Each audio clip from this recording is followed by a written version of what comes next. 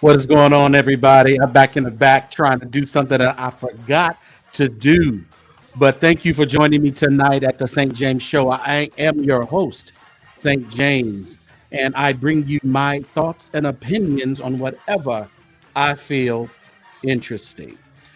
Ooh, tonight, we got a hot little uh, something we are going to review tonight. Sir William McCray and the infamous Greasy Lips Bishop, so-called Bishop Lamor Whitehead. I want to know who gave him his credential. Oh yeah, we did see the service where him and his wife were deemed bishops and apostles and all that good stuff. So it is what it is, whatever. All right. So remember to like and share, everybody. I am trying to get this thing up here. I should did it before I came, but right when I hit live, I was like, "Oh my God, I forgot to do that." So yeah. So while we're doing that, everyone hit like and share. And I am not on screen tonight. I missed my haircut appointment today. I come strolling in there today, and he was like, "Yeah, your appointment was at 11." And I was there at 11:30. I went and got some. I didn't work earlier today. Even went and got some like breakfast and stuff. And I was like, "Are you crapping me?" I didn't say the other word. Are you crapping me? I missed my appointment. Oh, so I got to make. I'm going tomorrow. I'm going tomorrow. What is up, everybody? I'm looking at the chat. Tambourine Ministry is strong. Yeah, they was beating that tambourine, wasn't they? Amy Jones, what's up? Inspire. All the folks who came in early, Amanda and Jacqueline, Jacqueline, who is a member there. Appreciate each and every one of you. We're almost there. I almost got it. I think I have to just go about it another way. So I just want to let's see how many likes we got yet. Come on, hit that like button, everybody. It's going to be good tonight and on tonight. What's up, Nita? I'm like doing 50 million things at once, but I can do it. I can do it. Let's see. I think it's in here. Let's see. Could y'all believe that Lamor Whitehead went to William for an interview? It is so true that when he starts losing algorithm and losing attention, he will scrape and go to everybody. Not saying that William is the bottom of the barrel, because William is the president and the CEO of the carnal church sector. So we know that. We know that. So okay, stop. I want you to go back. Okay. I don't want you to do that. Okay, I want you to go back. That's what I want you to do. All right, let's get rolling, y'all. Let's see who else we got in a bit. Blessings. What's up, Chef Don Don? That was a shock. Extremely shocking. But he is desperate. He is definitely all right. Overseer Mark Yandris is in the house. Mark Yadis, I heard you was down at the beach. They said you was getting baptized in the name of the Father, the Son, and of the Holy Ghost. You Trinitarian now, sir. You are Trinitarian. I'm telling the UPCs. I'm telling on you. Let's get into this video. And I want to, at the bottom of the video, I am going to stream William's Cash App and Zelle. I want you guys to be a blessing to William. He doesn't mind me doing this, so I want you to be a blessing to him on tonight. Oh, I'm disfellowshipped. That's fine. I've been disfellowshipped over and over again. That's fine. That's fine. I've been thrown out of better churches. What's up? What's up? What's that? Faith. Faith speaks life. What are you speaking there, Faith? What life are you speaking? What's up, Yoni? Crystal. We're gonna call you Cristal. Remember the Cristal? Yes, he's the CEO. He's the head honcho of the carnal church sector. We got to give it to him. Let's get right into this video here, y'all. Let's just get right into it. All right, let's go. Uh-oh. Uh-oh. Maybe I can't. Uh-oh. Uh-oh. Hold on. Hold on. Hold on. What's going on here?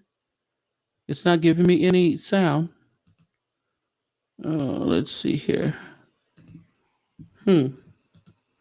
Oh, you're not going to do it. Oh, you are not going to do it. Let's see here. Oh, I know how to make this work. Don't worry about it. You won't make me out of a fool. Let's see. Hold on, y'all. Let's see what I can do here. It act like you don't want to have no sound. Let me do that again. You don't want to have no sound? Yeah, it says like no sound. Yeah, I don't like that.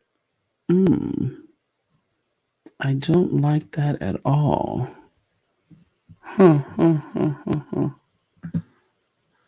Hold on. Difficulties here. We'll get up another way. Hold on. Who else is in here? Okay. Let's bring this up one more time. Open. All right. Can't believe that. See, I should have did this before I came live, but I was busy doing other crap and should have done what I was supposed to be doing. Anyway, so what is going on tonight, y'all? What is going on these YouTube streets? Not much. Not much is going on. Not much is going on in the church sector. Do you guys see that I will be interviewing Regina Adams on Monday? Of course, this Miss Regina is the infamous puncher of the Loretta Jones. So we're going to catch up with her and see what she's going on. What's up, Neil? And see what's going on with Regina and see if we can make sense of any of this. As you know, she did release a statement regarding why she punched Loretta in the face, as she says.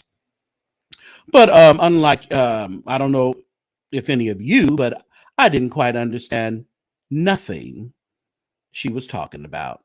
So perhaps we can get a little bit more clarity on Monday, previous 7, clarity on Monday to see if she can explain herself a little bit more. Well, she's going to talk about some other things. You know, she was talking about that tithing thing. And I don't know if any of you would like to know how tithing will, further help you in life. Because if you don't tithe, something about, she said you wasn't spiritual or something. Not sure. It was a little different, but we're going to get some clarity on Monday. So I want you to set your notifications. And also, if you have not subscribed to the channel, I want you to subscribe to the channel and so you can be notified that when we come on Monday. Right? Who else is in here? Let's see. Man, this thing is really tripping me out. It's tripping me out. It's tripping me out. Okay. Let me do it another way then. Hold, please.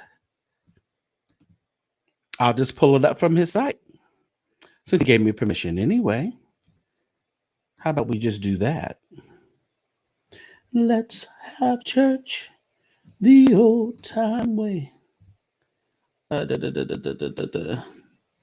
While I am doing this, let me just give y'all a little bit.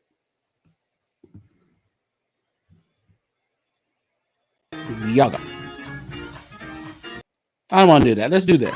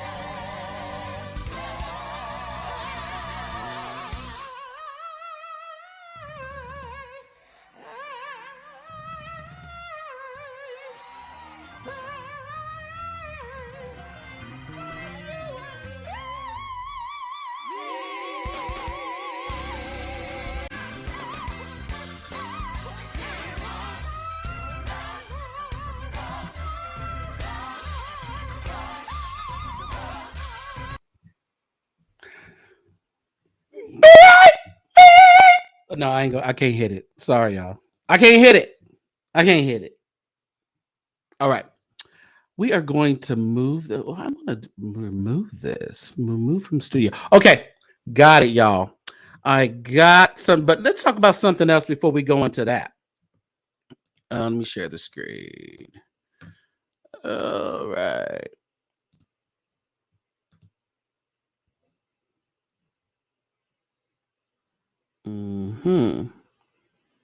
William posted this today, and he is getting a lot of backlash.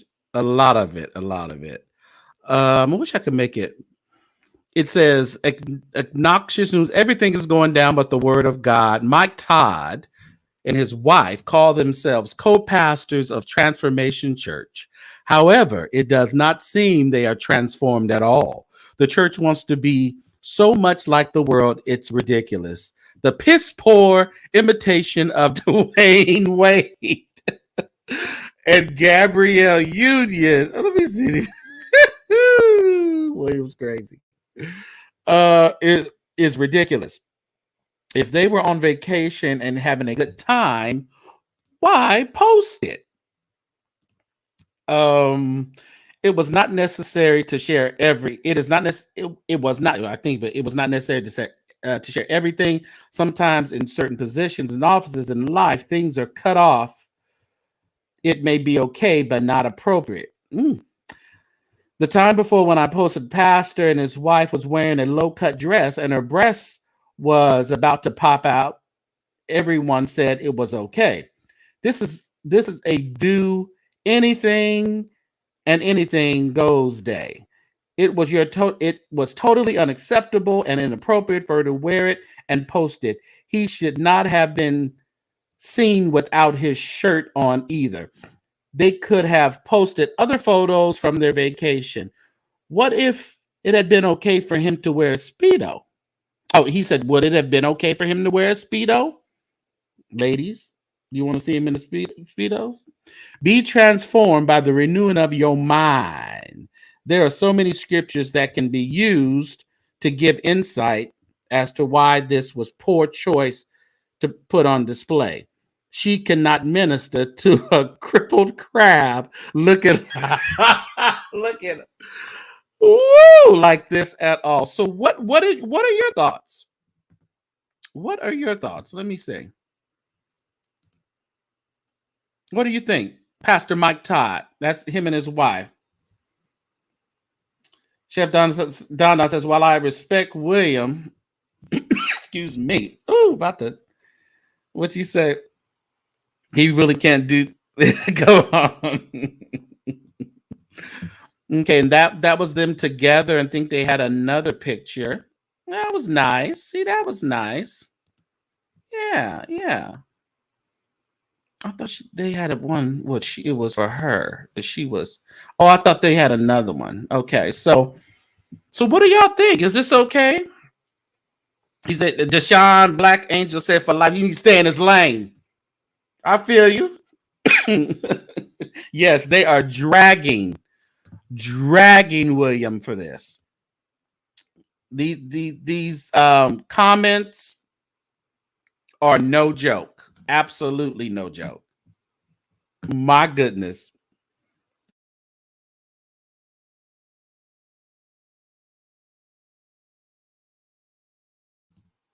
I need water. I got to turn on this fan. He would not come down from the cross just to save himself. Mm-hmm. So yeah, they are dragging William for filthy. And William said, he laughs and says, as I care, as I think he meant to say, as if I care. I said what I meant. Plus, I get paid comments and shares. So, yeah, if y'all get a chance to go over to William's page on Facebook, they are ripping him a new one. Unfortunately, but we didn't come over here. We didn't come over here for that. We came over here to talk about his interview with Lamor Whitehead. That's what we came. That's what we come over here to do.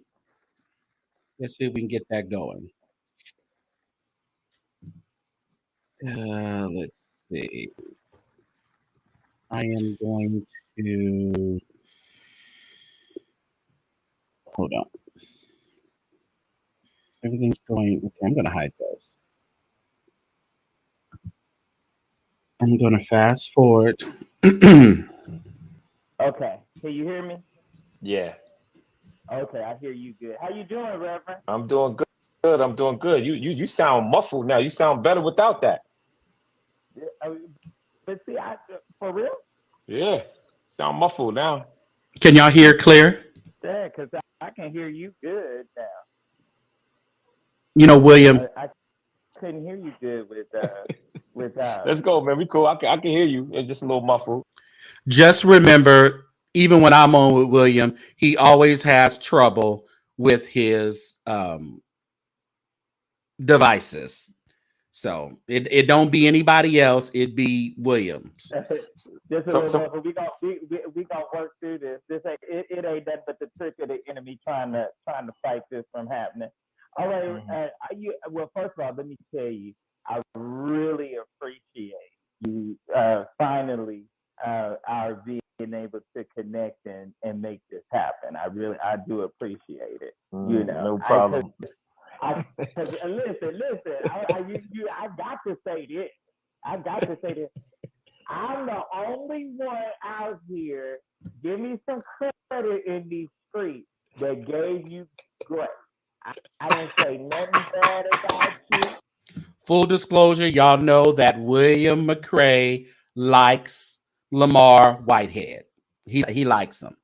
I didn't say what everybody was saying. Oh, he a scammer. He did. I said, nah. I said, I'm gonna remain quiet and I'm gonna wait and see how it play out. I'm not saying nothing. Because I just always felt like, well, the first thing that draws me to you, Bishop Whitehead, and William, you got to take the earpiece out. You sound muffled to me, and I want to be able to hear you. I want to be able to hear you. Okay, but I can't hear. Oh, you can't hear without me? Without that? All right, so don't worry about it. Go ahead. You just went out. Okay, so now can you hear me? You sound good. There you go. Whatever you did, that's great. Okay. So anyway, the first thing that I wanted to say this to you, first thing that drew me to you was the video. I watched the video that you did. You went live and you were talking about the conflict with your ex-wife and seeing your kids. And so that was a while ago. Huh? That was a long time ago. So that's when I first found out about you, and I did a story on you. I did a story on you, and talked about, you know, how we always hear about these Black fathers that's not active in their kids' lives. They not doing this, they not doing that, and then I was like, look. Here, okay, so now they're saying put the earpiece back on. Now you good. You good. I'm telling you, you good. Okay. I'm telling you, trust me, you good. Well, they're saying that they can't hear me. How? If I can hear you. I don't know. I don't know. I'm just saying. Let's see. Just ask them. Just say, are you good now? Because that could have been a delay. I don't know. Some of these are saying, I don't know, maybe they got government phones. I'm not sure. Look, somebody said, look. The sound is great. See? Okay, so let's roll. So anyway, that was the first thing that drew to me. I'm not saying that to blow smoke up your behind, but that was something that I thought was interesting and draw me to you. Okay, so we got a major announcement that you're gonna make. So I'm gonna surrender the floor to you and let you tell the people what's getting ready to happen. I guess it's tomorrow. Yeah, well, first I want to thank you, Will, for not throwing me under the bus like all the rest of the people have done, and I definitely appreciate, what you're doing. Y'all think he want to go get a room with William? The way he licks. Ugh, poor Lamar. He is so desperate. It's ridiculous.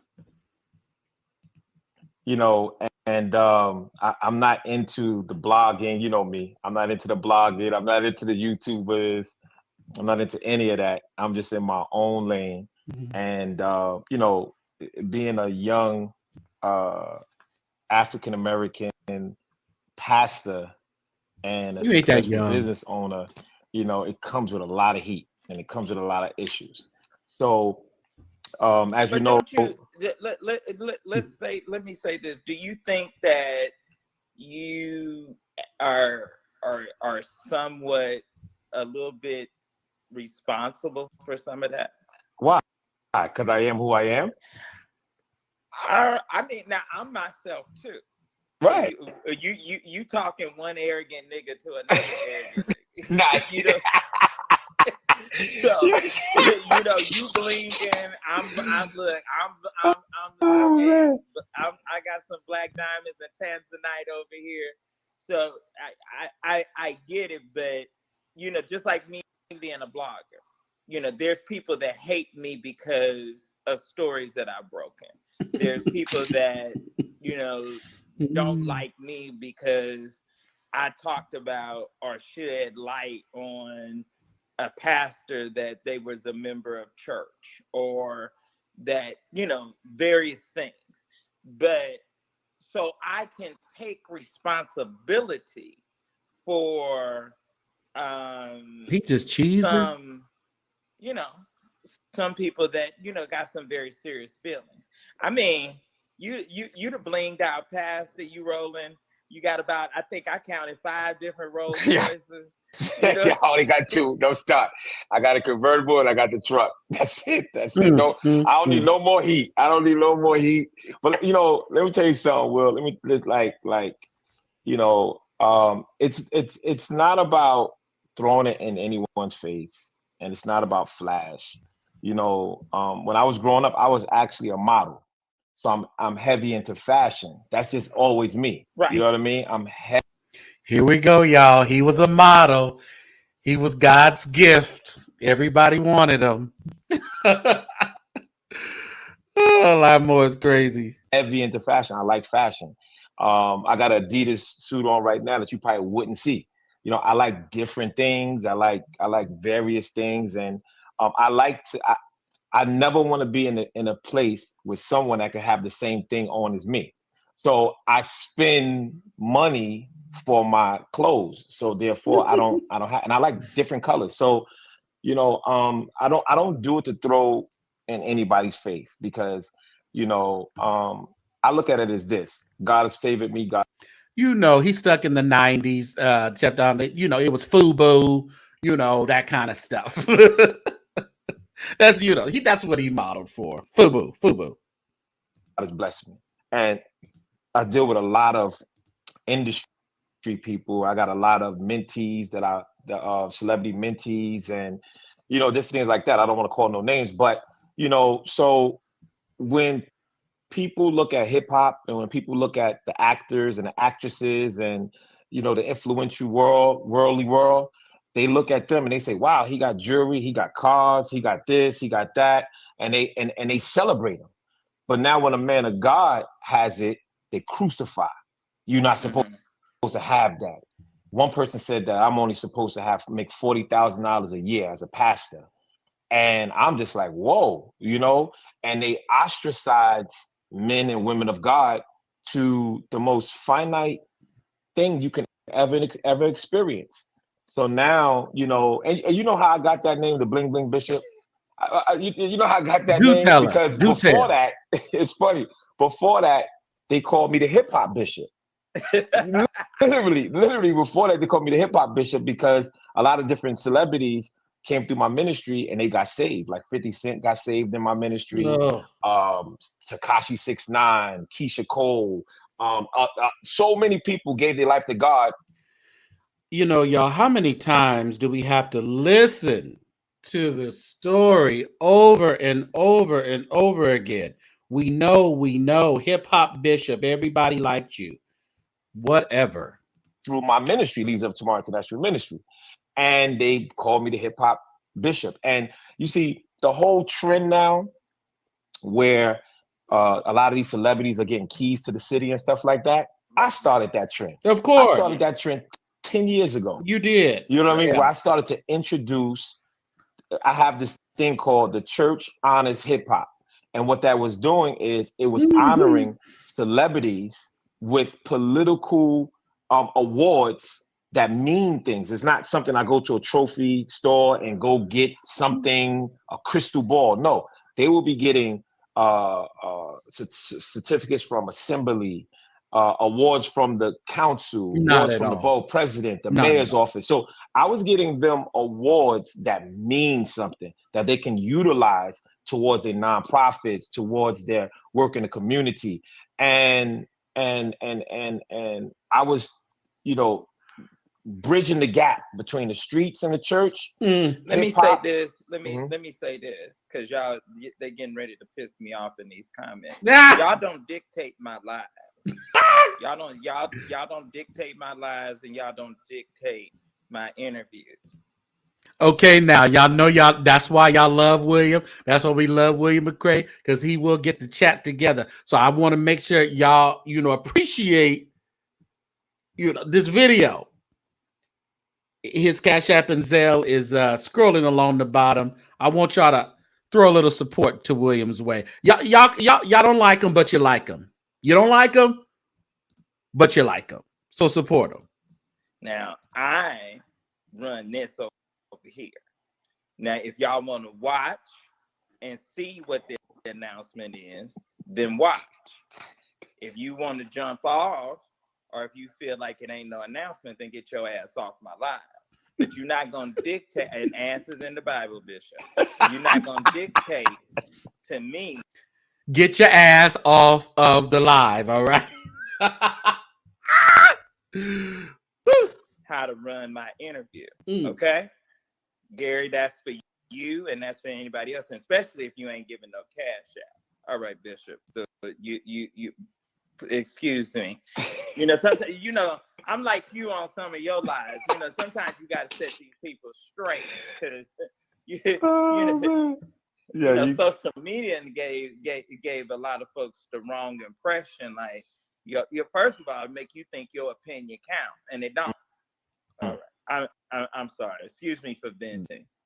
Nah, it's so. Oh, you know what? Look. So let me do this, right? Let me go out.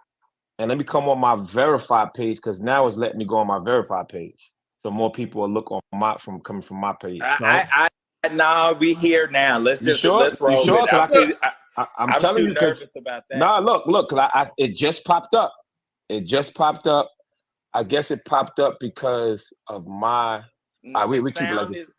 We keep it like this. All right, cool. We can share it. I don't worry about it. Yeah. He's the word. So.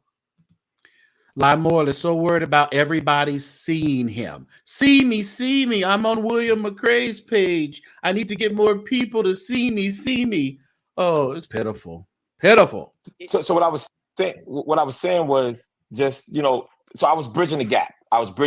Something that had never been done before. So I got all these hip hop artists, and what I was doing, so many souls were saved. We were saving thousands of people off the streets, souls. That was my target in ministry, to save souls. Mm-hmm. And I'm talking about gang members, Bloods, Crips, Latin Kings. Everybody was coming to the church. I did this thing called for the 7 last words of Jesus Christ on Good Friday. Yeah. What I did was I had 7 rappers. I had 7 rappers versus VERSES versus 7 preachers. So I allowed the rappers to rap about each word that I gave them. If it was Father forgive them for they know Father forgive them for they know not what they've done, a rapper would rap that, and then I would have a preacher preach that. Never been done before, and I was intertwining it. And if we really think about it, I mean, it sounds like actually a good idea. And that's the thing about people like Lamor.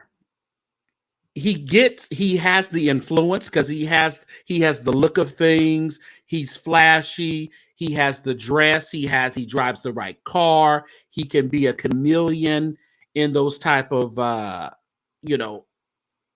arenas with the hip hop and all that. But he's too much of a scammer. He can't stay on the right track. So it's a shame that he actually probably has done some good things, but unfortunately, his bad outweighed his good. And the streets was coming together. So how the Bling Bling Bishop came was last year. Last year, I got a phone call and one of my members called me, and I've done a few funerals in their family. They had a lot of deaths, and she called me. She said, "Bishop, I need your help." And I'm like, "What happened?" And she was like, "My nephew is wanted for a murder." And I said, "What?" She said, "You don't hear it's all over the news. Did you hear about the guy that got killed on the train?" I said, "No." I said, "Let me call you back." So I Googled it, and I said, "Oh, shoot." So I called her back, and I said, "All right, just follow my lead. I'll help you get him turned in." So make a long story short, I called the mayor of New York. I called some other people, and I said, "Look, I'm in contact with the family." Did you remember that when the guy got shot on the No, Q train we don't. from Goldman Sachs? No, we don't remember. Get shot in New York all the No, time. So it was it was national news. It was national news. But anyway, so I put together the surrender, and the family decided not to meet me at the police station. They wanted to go to the attorney office first, and I told them not to do that. Anyway, I met them at the attorney's office, and the police swarmed in and got them. But when I pulled up to the precinct for the surrender, all of the news people was out there, and I had a Fendi jacket on, Fendi shirt, Fendi shoes, my jewelry on, and I pulled up in my Cullinan, my Rolls Royce truck. And that's what started the Bling Bling Bishop, you know, and it went viral from there. But so you know, I've always, William, I always been like this. I always been confident. I don't call it arrogance. I call it confidence. And you have to also know, right? Your father is a bishop. My father wasn't a bishop. I have nobody in my family that is like an ordained pastor or my aunt, she's an evangelist because she was in church and stuff like that. But I'm the first pastor. I'm the first bishop in my bloodline, you know what I mean? And my, you know, throughout my family, either my mom's side or my father's side. So people say, "Oh, you wanted to be a pastor. Why?"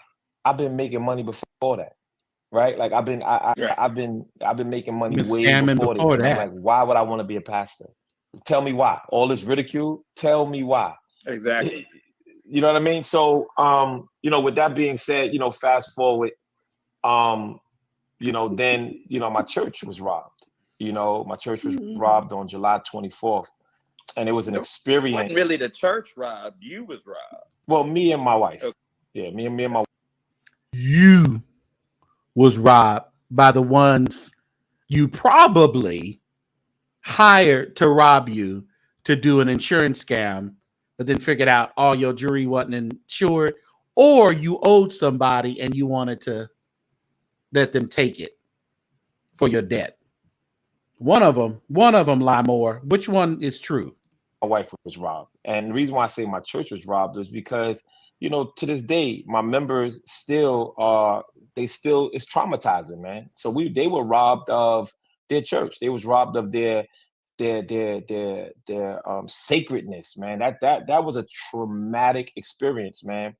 And what the world has done, and the YouTubers and the bloggers, the ones that went against me, they turned me from a victim to a villain, you know, and for 3 months, from July to the end of September, right?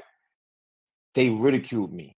They said I set the robbery up. Your boy Larry Reed.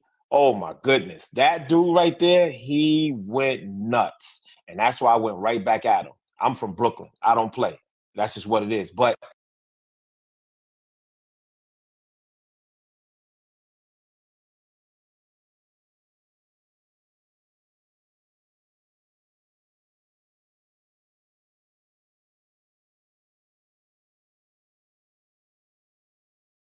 they created this narrative to make it look like I set the robbery up.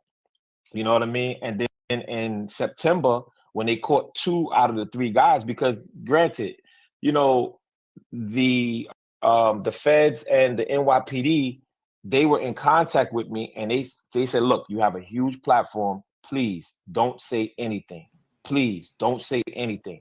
So while people were lying on me and saying all these terrible things about me. I think I was mute when I was talking earlier, but as I was saying, he ran right to William because he knows how much William hates Larry Reed. So he's on anybody on the bandwagon of hating Larry. He's trying to get on their platform. Me that I set up the robbery and everything. I can't say nothing because they like we're watching them, we see them. You can't say nothing. You can't. So I can't say nothing. But yet I'm getting the hell kicked out of me from the pastors, the church. They did the worst. Like these so-called church, they really did me in because I love how he does that smoke and mirror, Chef Don Don. It's like, why are you talking about this robbery? Those indictment charges on the indictments have nothing to do with the robbery. It's the scams and things that you've done. So let's stop talking about this farce of a robbery. Because I don't look like them. I dress differently. I preach differently. So I don't look like the average traditional pastor. So I get it. But anyway, and they really destroyed my name. They really destroyed my name. And then when it came out that they caught 2 of the 3 guys, nobody said nothing. Everybody just got quiet. Everybody just got quiet. Nobody said, okay, now where y'all at? Now where you at? It's just like, okay, we beat the hell out of him, and it is what it is, So so now tomorrow, on tomorrow, which for your people that want to hear the announcement, tomorrow they are one of the guys that has been in prison since September. He's been in prison a year now for the robbery. He is pleading guilty. He's pleading guilty to the robbery. You know what I mean? Which is a huge win for me and my church because it brings us one step closer to closure. There's still one other guy that's out there that they didn't catch yet. And this same guy that they haven't caught yet, this is what he do. He robs celebrities. He's the one that robbed Chris Childs that was on the New York Knicks, some years ago. So this is what he do. He if you high profile or if you're a celebrity, this is what he do. So tomorrow I'll be in court with them to see him plead guilty. And for all of the naysayers and for all of the people that was saying that I set the robbery up, and it's crazy, man. It's crazy. So now we're one step closer. There's another young man that got arrested, and he hasn't accepted a plea deal as of yet. But that's on him. I don't know. But he has also a hearing right after that I'm going to stay for to hear what's on that on that table. But William, to be honest with you, I'm very, very confused, and I'm very hurt at how the church handled me. I'm very hurt, confused, y'all. and I'm very hurt because as soon as there is an earthquake, or as soon as there is a catastrophe somewhere else, everybody's posting, pray for them. But yet, a bishop of the Lord's church, church was robbed, and nobody had any sympathy or empathy for me. Well, you can't say that. Well, I did. What I mean by nobody, well, you know what I mean. It was unfortunate. It was unfortunate that a particular person that here they go, has somewhat of a good following. Let's talk about it, Will. Let's talk about it because I want to talk about it too. Let's talk about it. Throw him out there. Let's go. I mean, he spent the narrative. Who's he? Let's go. Let's get it. Let's go. You can say the name. I just can't stomach it. But Larry Reed. But go ahead. That's where we going.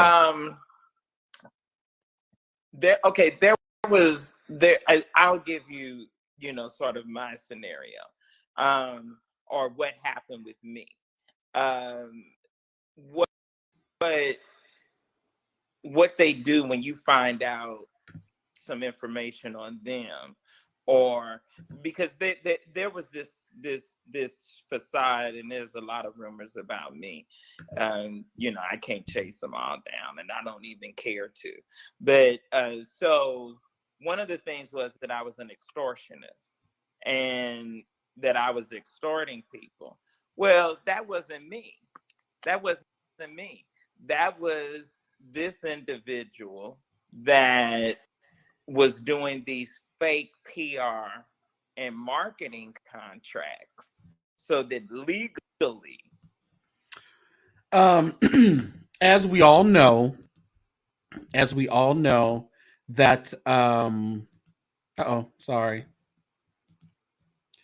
The bull hockey of a didn't nobody plead. Did nobody plead?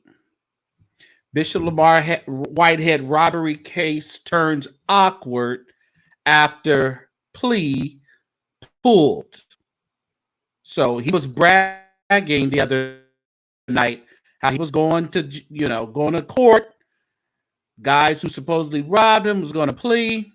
Man accused of robbing a well-known Brooklyn pastor at gunpoint during a live stream church service last year reneged on a plea deal just moments before appearing in federal court on Tuesday, creating what Judge William F. Kuntz, whatever the second, called an awkward situation in the pursuit of justice. Let me tell you, it's about to hit the fan. It's about to hit the fan. Just wait. Hey, Pam. Look how what's up, Pam? The law and this is Pam's bestie right here. He is in love with Pam. Judge says this is real life. We are not playing here. He told the defendants, Saquon Polak, in court, you want to go to trial? We'll go to trial. Shit. That's the judge said. Ooh, these pop-ups. Polak and a second man, Juwan Anderson, both 25, were indicted on robbery and gun charges last September. They face at least a decade behind bars if convicted. Law enforcement officials said after their arrest, Polak had signed a plea agreement but withdrew it on Tuesday. Anderson, who was out on bond, has pleaded not guilty. A third person has not been located.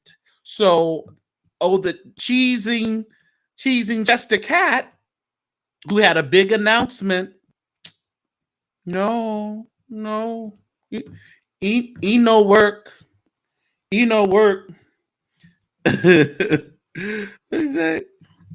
just probably said it just like that. Yeah. Judge wasn't playing with them. Unbelievable. And Sean said that jury is not going to find out. Yeah, something. He got some information that he said, wait a minute, Judge. No. I'm a get out of this thing. Let's go to trial. I believe that's what happened. So now he's talking about William is bringing up the whole extortionist. He was accused of being extortionist. And I believe he's about to flip the table and say that was Larry Reed.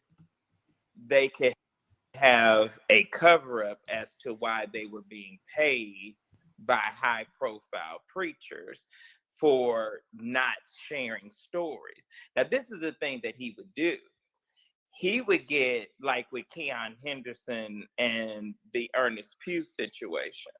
So he got paid, and he allegedly had a contract with Keon Henderson to do some marketing because Keon had done a single or a song or something. Talk about Larry Reed. Well, that's not what that contract was really for. That was to go silent. But what he'll do is he'll get paid, and then he'll go to another blogger and tell them, hey, I got this hot story for you. So it was actually Larry that brought me the Keon and Ernest Pugh story. And he brought it for me to break it. And I was not aware that he had already been paid to be or to keep quiet by them. And so then we found out there was other contracts and what have you. So then he did this whole smear and hate William McCray campaign. And then he paid other bloggers to talk about me and all of that. So I don't know if you interviewed with him. I don't know what it was, but all of a sudden he put out this scenario or this narrative that you were a scammer.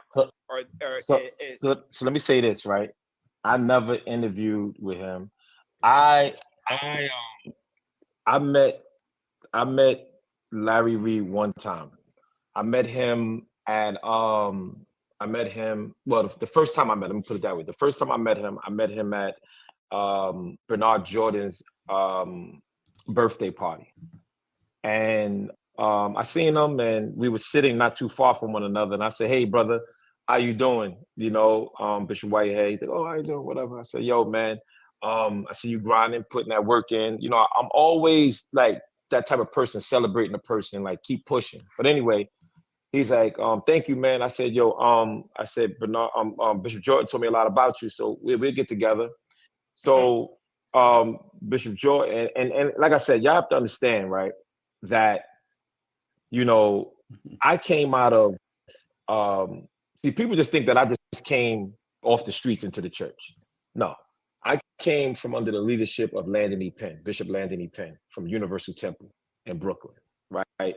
He was one of the fathers of the city. Story right? time. So my mom, my grandmother, who's now 108 years old, was Bishop Penn's second member when he started his church.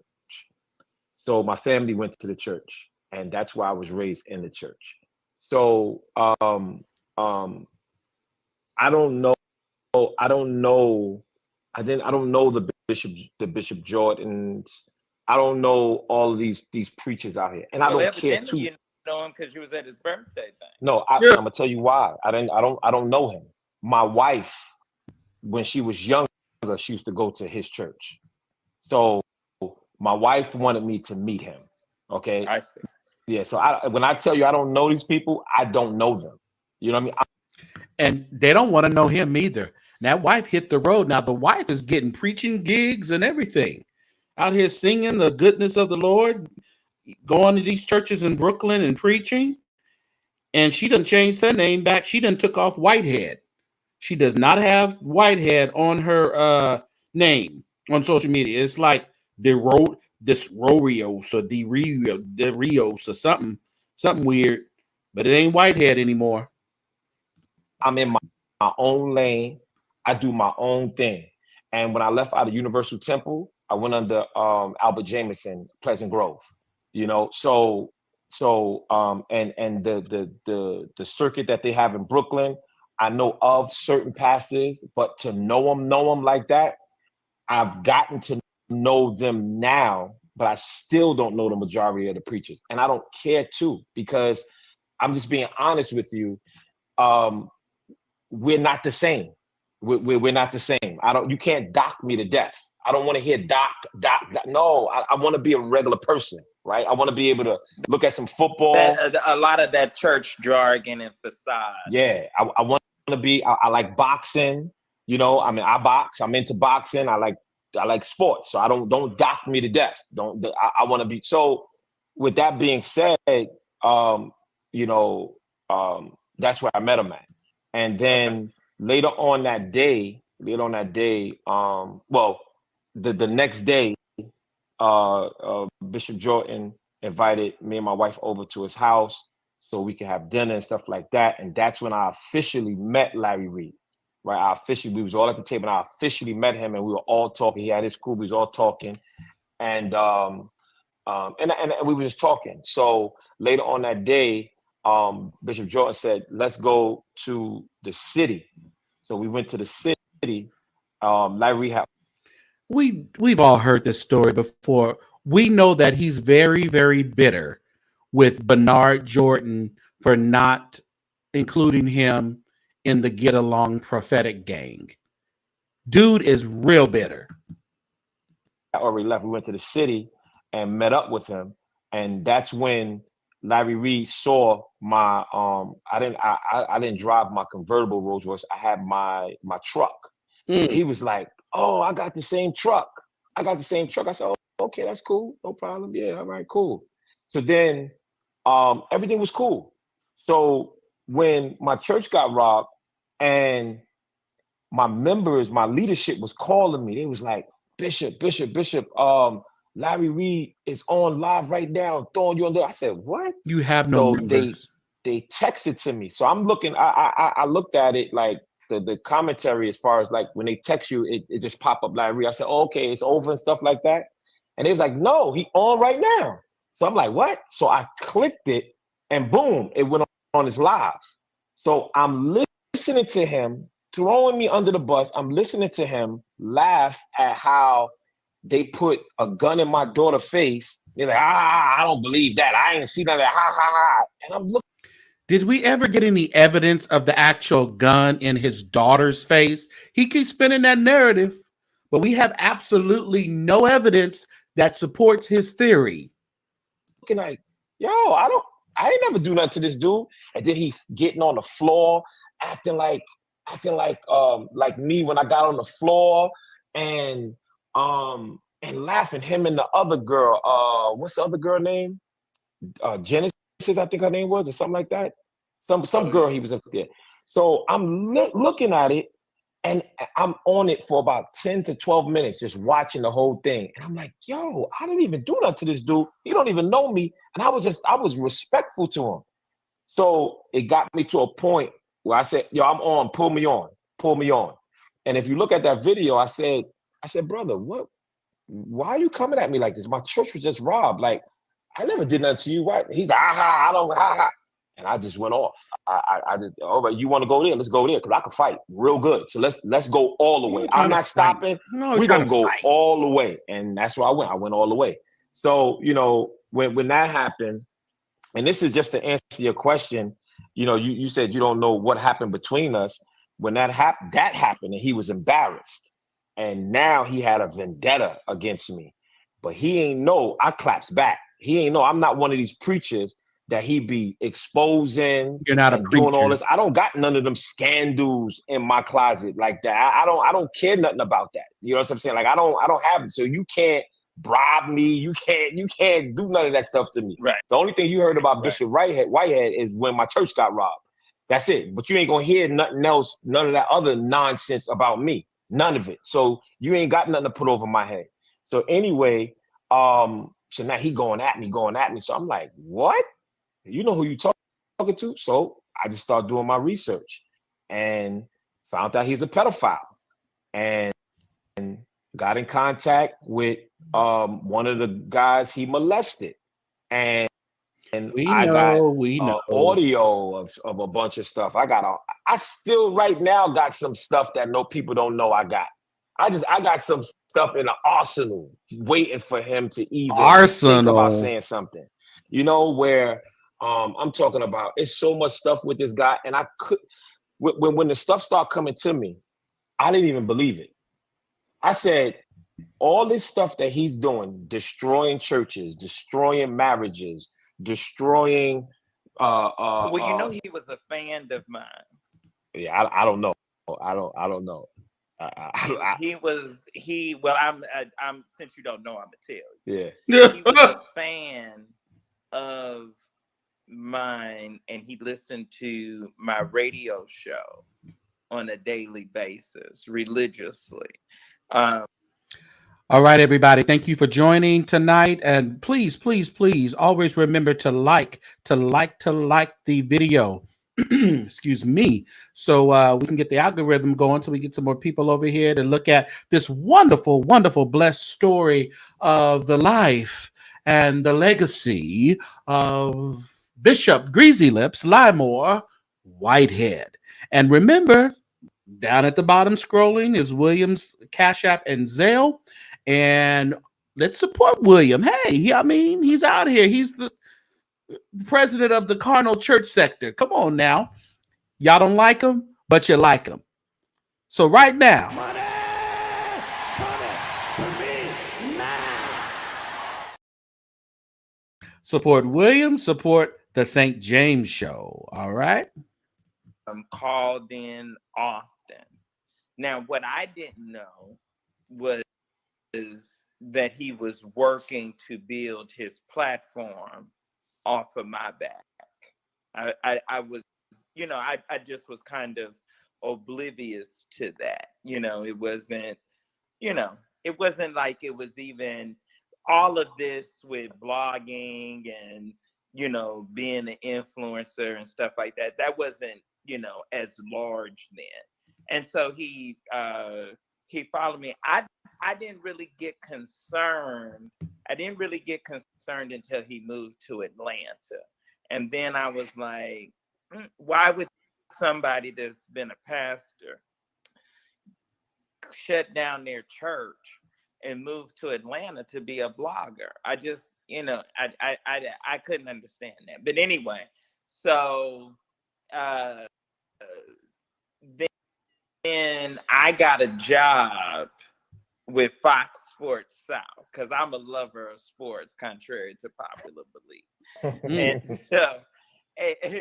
and so I slowed down on blogging because one of the producers came to me and said, hey, this is a major opportunity for you.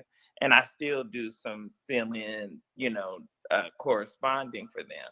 But her only suggestion was maybe tone down some of your hard-hitting blogs because we don't want something to happen with you and then it come back and put the station in jeopardy.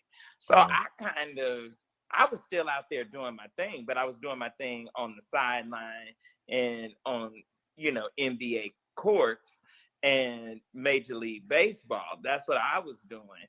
And at that time, and slowed down on the church blogging, and he was developing and creating a larger audience and a larger following. In essence, William states that Larry swooped on him and swooped up the church sector of blogging. That's what he claims. If you will. And then it was like, oh, you know, all of a sudden, you know, that he, you know, had gained this level of popularity. So that, you know, that's kind of the story there. I think it's very interesting that he would have the alleged background that he has and wants to be a blogger. Let me tell you something. Now, I'm going to say this. I feel comfortable enough with you to say this. I've been doing this over 15 years. I broke the Eddie Long story. I'll never forget it. It was September the 10th at 4:00 when I posted that story, and CNN picked it up, and that ticker tape went across the bottom of CNN's screen. I broke the Juanita Bynum story. I was the first one that knew that he had jumped on her and whipped her. I got tortured for 2 weeks. People didn't believe that story was real. For 2 weeks, they said it wasn't, until she finally came forward and did the interview with the New York Times. So I've broken, you know, most of your major stories when it comes to. I broke the Paul Martin story about his hidden daughter that nobody knew that he had. So it you know, my career speaks for itself. Now, if I was some treacherous homosexual that got all these men, within 15 years, some man. William said a treacherous homosexual. You are treacherous homosexual. If he was, would have come forward. You know what I'm saying? By now, somebody would have come forward with their William McCray story. Somebody would, if I was an extortionist, some pastor or some preacher would have come forward with their William McCray story. Now, there's a lot of negative stuff that's said, but there's nothing that has ever been able to be given documentation or proof to collaborate any of that. And so I just continue to move on and buy Tom Ford suits and be sharp and let y'all let them hate and let them be mad, you know. So But let's wait, let me do say you this. feel Okay, I'm listening. okay? No, go ahead. No, what you gonna say? Go ahead. So do you somewhat feel a little bit, and I know tomorrow you probably will in a major way. Do you feel a little bit vindicated? No. I I know the truth. You know what I mean? I know the truth. And at the end of the day, when you are an anomaly, when you're different, you're gonna Anomaly. be hated because they don't understand. What? They can't understand. I come in with swag. You know what I mean? And it's like I'm serious. It's like I can't help it. It's just me. So modest. No, but it's just it's me, and people call it cockiness. I call it I'm just convincing who I am. He's And if convinced you really y'all. understand my heart, you'll see that I help any and everybody, man. Like You help that's this up just to date me. money. Like my father was beat and strangled to death by 16 police officers. Does anybody else want to? So does somebody want to finish the story about the father? We've heard it like a million times, and we're still waiting on DNA test on this whole father issue. We didn't see no guns and baby faces, and we have no evidence and no proof that the man that was beaten by cops was your actual father. He needs to stop telling that story. Because of the color of his skin. You know what I mean? He was the first Eric Gardner. He was the first George Floyd. You know what I mean? So I was 6 weeks old, so I didn't even have no dad. My mama, my grandma, my sister raised me. You know what I mean? And nobody ain't got no sympathy, no empathy for that with me. Then in 2008, I was railroaded by Suffolk County, sent away to prison for Here 6 we years. go. Everybody, they brought that back up. But what they forgot to say is, where is the DA at that sent me to prison? He's in the feds right now. Here we because go. he was doing foul stuff. All you got to do is Google him, Thomas Spoda. So what these bloggers and these YouTubers have done, they pulled up my past and make me look like this person, but don't know the truth. Like I have bogus search warrants from the police department when they did me dirty. You know what I'm saying? I'm just a young black man pushing forward. And William just sitting there listening to this bullshit. Like he really interested. I'm like, William, really? But to William's defense, he don't be reading a whole lot. I mean, people send him stuff, but he not gonna sit there and read like the New Yorker, the New York Post, and stuff like that. He ain't that kind of blogger. People just send him stuff and he can go with it. Larry Reed he's a foul individual. And if you go back to his tapes, when I was putting him on blast and I was pulling, I can't even believe all the stuff that I got. I'm talking about, woo, I said, no, this can't be true. All this stuff he doing to everybody, and he got all this dirt in here. He got an open case in North Carolina for molestation. He got so much stuff. I said, nah. I said, no. I'm talking about it's some stuff that my other people's got where he got PPP loans that he did some foul stuff with. This dude is messy. And I'm saying, how in the world can you be doing all of this to people and you got all that dirt in the closet? You know what I'm saying? So, and then I'm finding out that during the months of July through December, where he kept saying to people,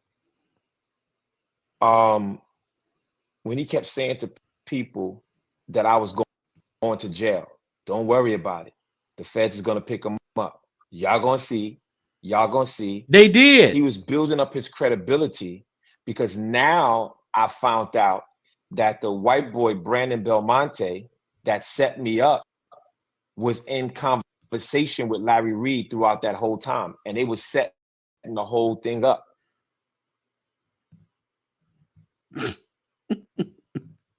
Of this white guy, Brandon Belmonte, who set me up. with this whole federal indictment, and it's all gonna come out. But if you look at all of his videos, he kept saying, "Y'all gonna see he's going in prison. He's gonna get locked up by the Fed." Cause isn't he like the biggest snitch bitch? Snitches get stitches. I mean, he's so crazy. He's just like he just sitting there talking with his auntie or something, just telling all the business. He is like the biggest snitch bitch I've ever come across. And no, you did get locked up. So Larry Reed's prophecy did actually come to fruition. And you got charged and locked up in December, arrested. So, I mean, were you mad because his prophecy came to light? Chill out. it was all a setup. It was all a setup. And now, why didn't Larry Reed post that his boy got locked up by the FBI? Why did he post that 3 weeks ago? That the same guy that he was talking to, lining me up, just got locked up by the FBI. So that's when he was fresh out of the pen for being released on a technicality. They had his clergy collar waiting for him. That was his fresh out of the pen clergy collar. I digress. Say that to say, who is that? Brandon Belmonte. Yeah. Yeah. And everybody's going to see it all come out, and everybody's going to see it all play out. Everybody's going to see it all play out. I see some people talking about, bro, this is too much. Let me tell y'all something, right? Let me tell everybody something. I want to be clear, right? When you really work for God and when you really love God, the devil is going to come at you every which way. You're going to be persecuted. Yeah. You know what I mean? So but see, we really, if you really want to know the truth, Bishop Whitehead, we go to church, especially Pentecostal people. Most Pentecostal people are a little bit crazy anyway. It's a lot of mental illness in the Black church, but it's a whole lot of mental illness in the Black Pentecostal church. But if you really think about it, we don't really believe what we teach. Right. We don't really believe the word. You know what I'm saying? So to see you go through a persecution when he said you're going to be hated. He said you're going to be despised. Question remains. What kind of persecution did Whitehead suffer? He ain't suffered no persecution. He brought all this shit on himself. This is self-inflicted. This has nothing to do with God. Don't compare. Talk about you in your Job season. You are absolutely not in your Job season. You're going to be in your prison season come trial. He's a mess. You understand? Acts chapter 9. So then when you start seeing a person hated and persecuted and despised, you act like you Alice in Wonderland and like you don't know, or like you're not reading scripture that is saying this is going to happen. He said, what? This is a suffering way. You're going to suffer. He said, what did Paul say? He said, if you're going to glory in his resurrection, you got to know him in the fellowship. Watch your voice now, preacher. Preach, William. Preach. In the fellowship of his suffering. You're gonna be persecuted. You're gonna be despised. You're gonna be lonely. You're gonna be put in a situation by yourself. You're gonna be isolated. Paul was on the Isle of Patmos by himself. Yeah, the people that they came to save was the one. Yeah, they act like they don't know the Bible. Jesus came into this. William talking right, but it has nothing to do with Lamor. And getting dragged. Thank you, Jacqueline. Getting dragged on the internet is not suffering for Jesus' sake. I am so sorry. You're suffering for what you did wrong.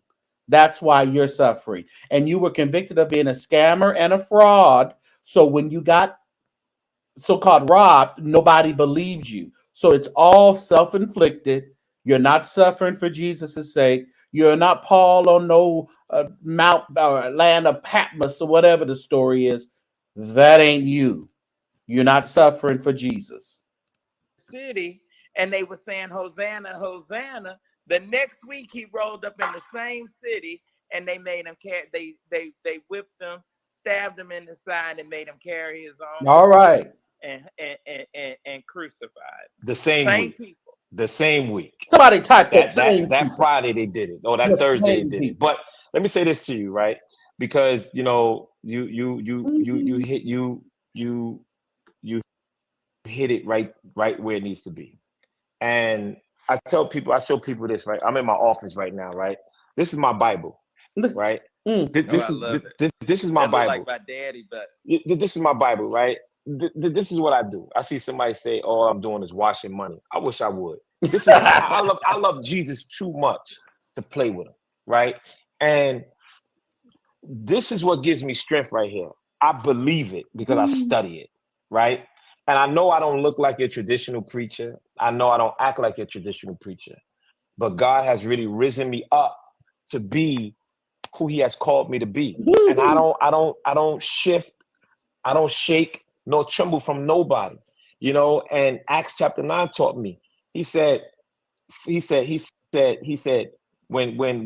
Ananias told God, he said, God told Ananias, listen, there's a man named Saul that's going to come. Lay hands on him and pray. And Ananias said, what? Did you hear the record of this man that's coming? And God says, you heard what I said. Do as I say, because he is my chosen vessel. And he's going to deliver the king, Israel, and the Gentiles for my name's sake. He said, but he will know that he must suffer for my name's sake. You know what I'm saying? So I get it.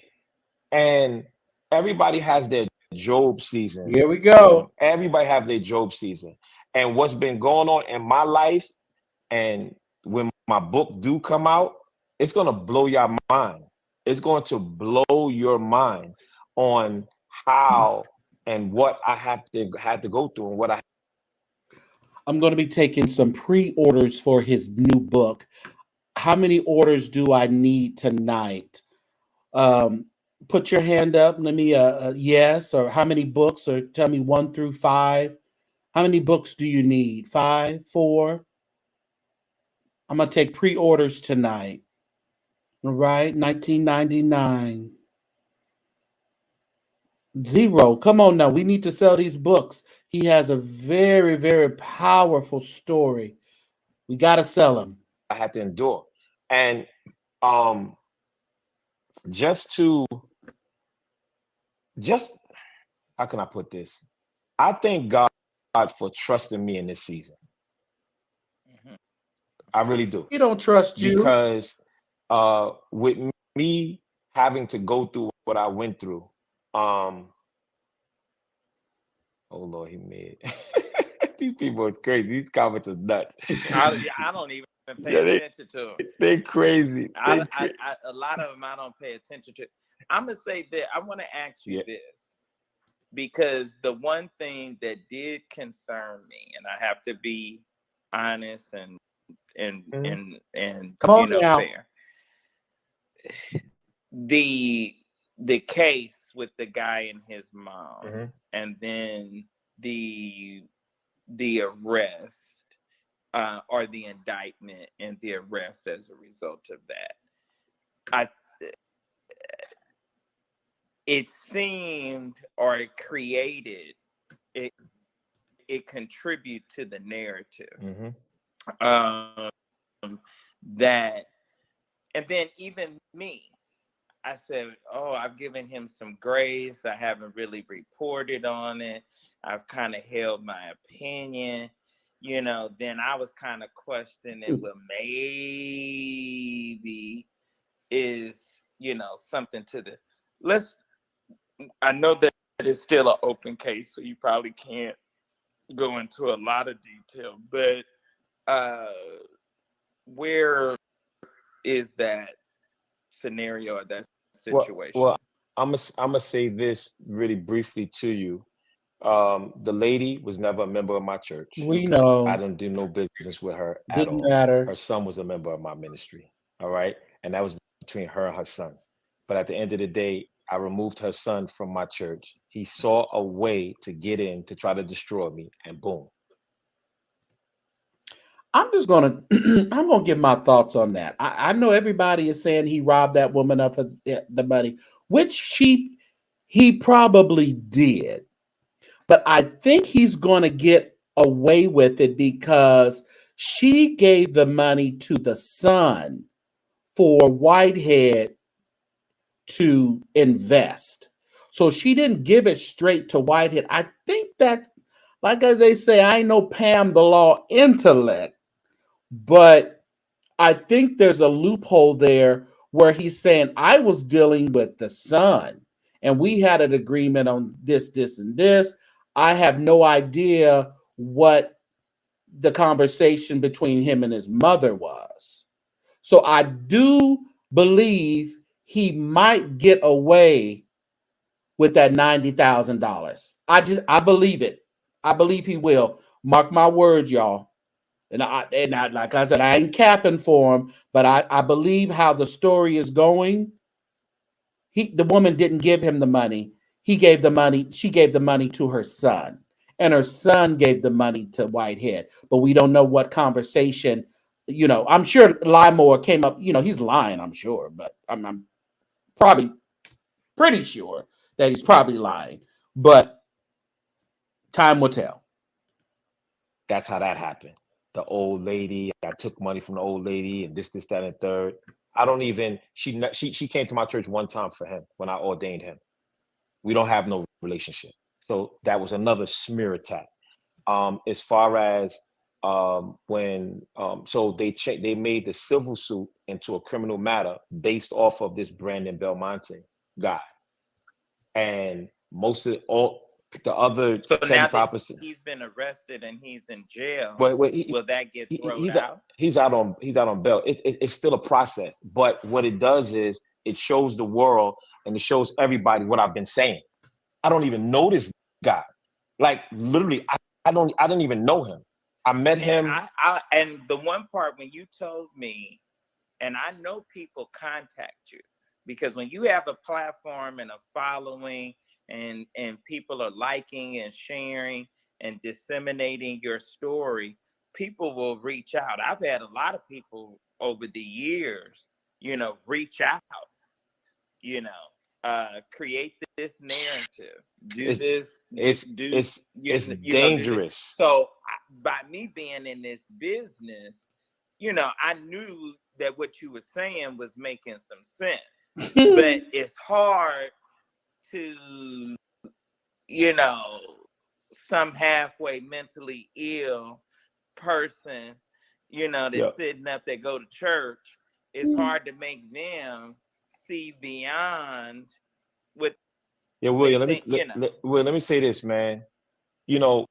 When you reach a certain level, you got to be very, very careful because what they're gunning for you. That's the same thing Juanita said.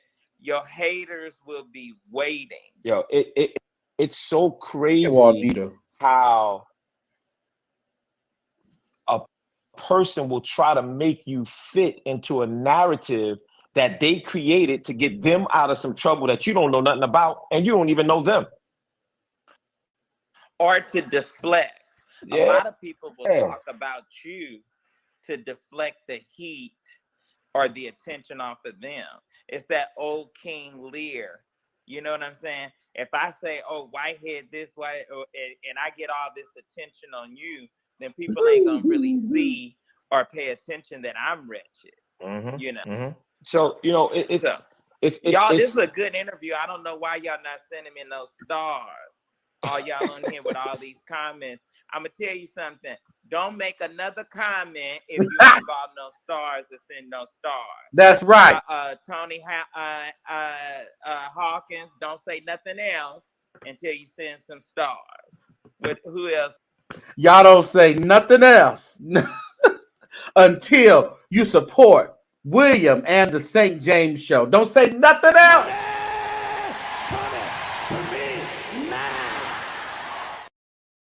Money cometh to me now.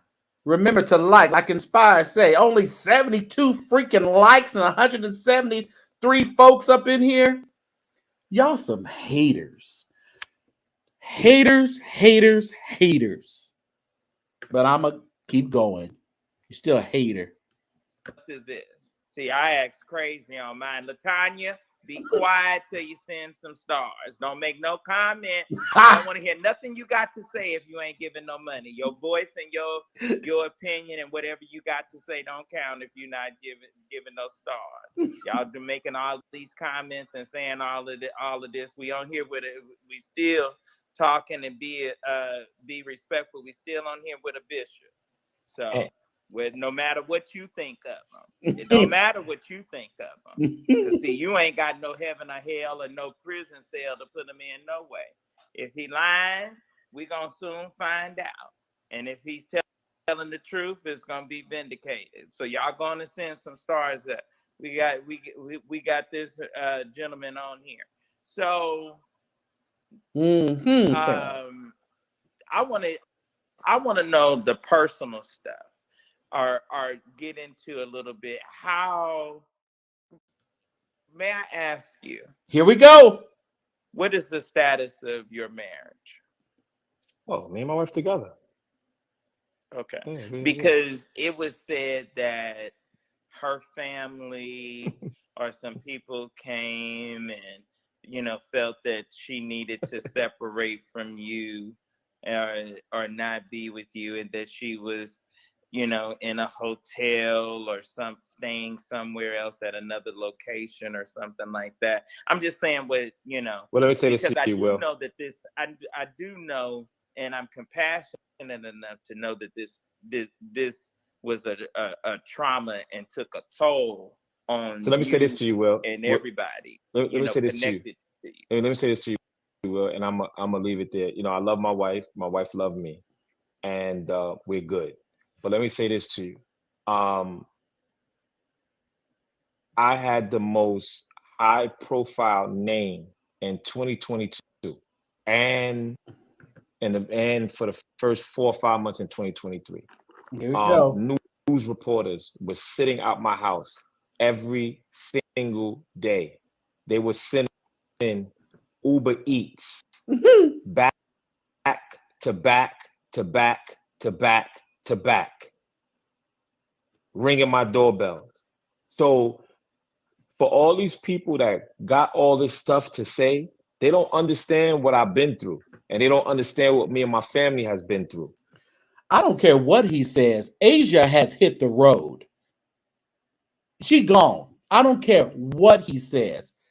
She is gone, living off her life. She changed her last name back to her maiden name, and she's not thinking about Whitehead. She's probably getting ready to testify against him in the trial. Right? And there's so much more that people don't know, right? But I keep a clean face. I keep a straightforward face. And whatever we got to do, we do, and we keep pushing. You know what I'm saying? So everybody have these narratives, and everybody have these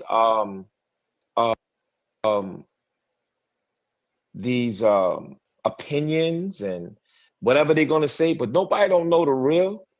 The people don't know the real. People don't know how their YouTubes and their bloggers have injured my children. No, my 8-year-old daughter has to come to me and say, "Daddy, my friend said their parents saw you on YouTube or this or that," and they don't know my 8-year-old daughter, and she was 7 at the time. She's 8 now. You know what I mean? And my teenagers, what they're going through, they don't care about none of that. And everybody, school. Exactly. Yeah. And everybody don't go away at all. And everybody has an opinion, and everybody has something to say. You know what I mean? But everybody's gonna have their day that they're gonna have to pay, because the Bible says Psalms 105:15 says, touch not my anointing. Here we go. Do my prophet no harm. The only scripture he knows. Everybody that put their mouth on the bishop. And that's what the devil wanted people to do. He wants them to desensitize who I am. So that's why I salute you, what you just said. We still on with a bishop. All these. He talks like this whole bishop thing is so sacred. The Bible says, whoever desires the office of the bishop, if I desire the office of a bishop, I can become a bishop tomorrow. I don't know how sacred that is. He said, speaks more highly as an elder. You know, an elder is above pretty much a bishop. So he wants to. He appreciate him. Yeah, William is just gonna fight your battles because William like you.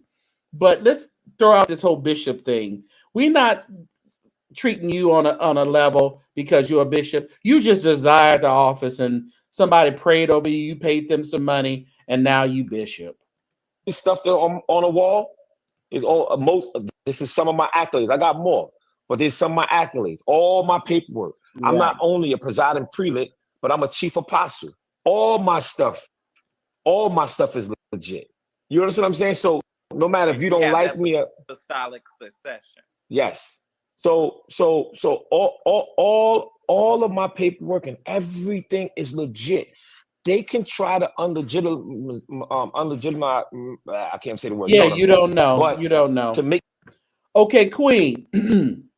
From what I was told, he has been showing up where she's supposed to be speaking and preaching or doing whatever. He's been showing up. What was the dynamic between them? But it's been said that they've been leaving in separate cars. She don't really talk to him. So he's showing up to seem like they are really together when she's really not thinking about him. So he may have been at the women's conference with her last Friday. He's just showing up. That's all he's doing. I guarantee you. She don't want him there. Make me look like I'm not legit, but I am. And that's just what it is. You can hate me to however you want to hate me. You can put on me what you want to put on me. I'm still a bishop of the Lord's church. You're not. You know what I'm saying? So no matter how you desensitize me, and no matter how you say what you say, at the end of the day, right? That staff right here ain't up there for no reason. Oh. All my zaketos and all my robes and my garments and that stuff ain't fake. And you didn't steal yours like Jermaine. Like who? Like who? Who's that? Jermaine Johnson, the one that went to Renzetti's and stuff. I don't know nothing about that. I don't know. I don't know. I tell you, William, I'm out of the loop. I don't even know who get Jermaine some is. of your stuff from Renzetti out of Philadelphia? No, I never got nothing from there. Could be. Nope. I don't know. Well, they have some of the most I heard about that. And Pastor Simmons shop with them. But anyway, it was this Donald Duck, Mickey Mouse bishop. Yo, look, I don't want to talk about them. Come on, William. Come on, listen. Yeah. Let's touch on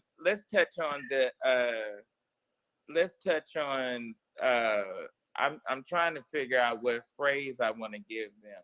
Let's touch on the two stooges, the two crazy women that came into your church, and the one that jumped up and talked about that she was a prophet. Let me tell you. Now I will say this. William is crazy. I will say this. So he's talking about Tasha and A Gift and a Curse podcast. I haven't seen nothing from her. She's still around. I think Tasha be in the chat sometime, but I haven't seen the Gift and the Curse podcast. Is she still? She said they still wearing their red ring. Well, it may be a front. I don't know. I don't know what's going on over there, but yeah, Well, I know what's going on over there, but yeah, okay. Oh, and they ain't gonna like it. But I don't care, and I ain't gonna apologize. Let me tell you something, and I'm gonna tell you this for all you big mouth women. When you step out of your place of being a lady and being a woman, and if you want to get bold enough to step to a man, then you deserve to get an ass whipping just like a man. Because I'm going to tell you something. Yeah, you crazy. The way you yoked her up. Yo, go ahead, man. Don't start, man. The way you yoked Listen, that thing got good to me. I got up and shouted. I was speaking in unknown. So listen, right? Because you ain't gonna get me in trouble, man. You ain't gonna get me in trouble. They done said I did everything. So they said I punched her. They said I choked her. Listen, nah. The only thing that you didn't do that I wanted to see them tumbling down them stairs coming out of that church. See, you didn't eject them all the way like no, William. No. So let me tell you this, right? So this girl. Let the record reflect that the St. James Show, aka St. James, does not promote violence of any kind, and especially violence against women. And her friend was sent by Larry Reed, right? Do you really think so? I know so. So we got video, right? We got video with them on the phone with Jive and Larry Reed right after it. My team was recording them. Yeah, my team was recording them. Let's debunk this theory. That girl just decided to call Jives while she was there at the church. Jives didn't tell her to call there. I don't believe Jives told her to go. I think she said she was going to go. Now, if somebody said, "Oh, if they tell me they're gonna go over there to to his church and then let you know what happened," I'll tell them, "Oh, okay. That don't mean I'm sending you over there to go figure out what happened." So I can defend with that. He keeps telling this story. He feels that if he tells the story, his theory over and over and over again, all of a sudden is going to become truth. And it never becomes truth. He keeps telling this story and there's no truth to it.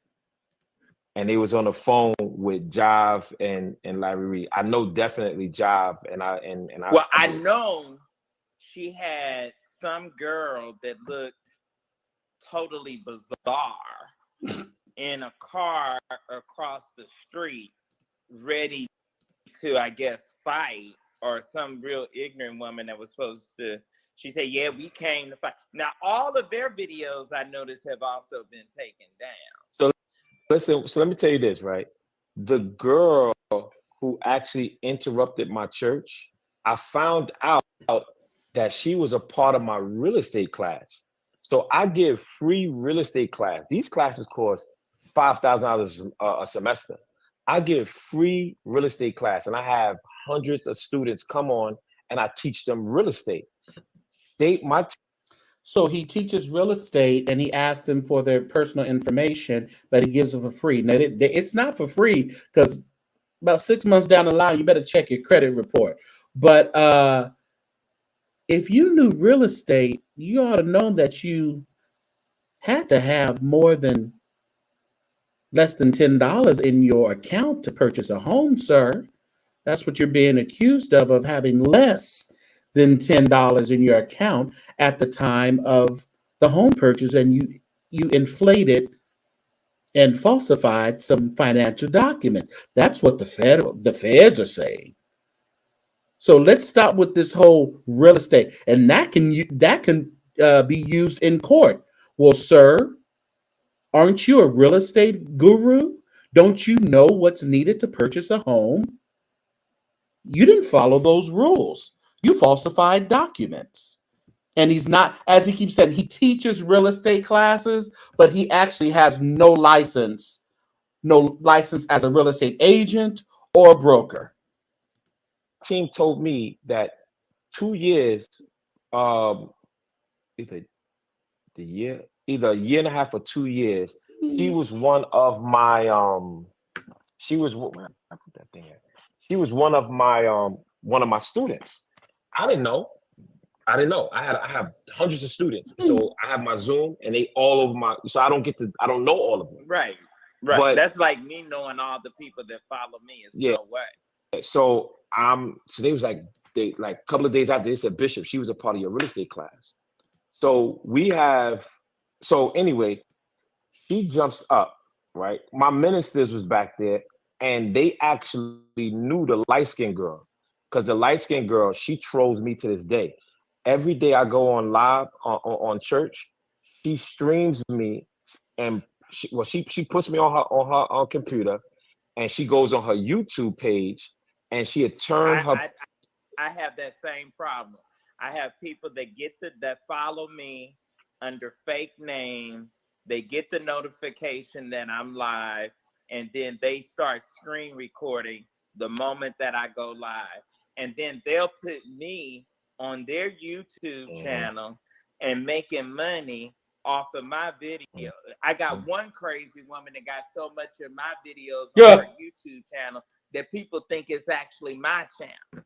So, Cruiser, you better take the videos down. Listen, you can't give me a scenario that I don't know about. Yeah, so they knew this girl was trolling me. So I just seen my female preachers like moving in the background, but I'm preaching, so I don't really know what's going on. So then the girl who disrupted my church, she stood up and she's like, I got something to say. In the middle of I'm like, so my preachers got up and it was like, yo, you got to sit down. You got to sit down. I said, nah, leave her. I said, leave her. And she was like, yeah, leave me. So she sat down and then she got back up and was like, nah, I got something to say. So she goes in the aisle, right? And I said, go ahead and say what you got to say. So she walks up and start cussing me out, telling me off. I said, all right, you done now? Now go, now leave. So she started to turn around and walk like she was leaving, and then spin back around. And then I said, girl, I'm gonna make you famous. Come on up here, I'm gonna make you famous. So she kept saying what she had to say. So then, right, I'm like, it's cool. You can say whatever you want to me. It's cool. Now leave. So she spun around again, and then she turned back around and turned to my wife and was like, now she had a bag under her arm. People don't know that. I don't know what the hell she got in the bag. We just got robbed. So I'm on 10 now already. So she turns back around and my wife is holding my daughter. Did anybody see a bag under the arm?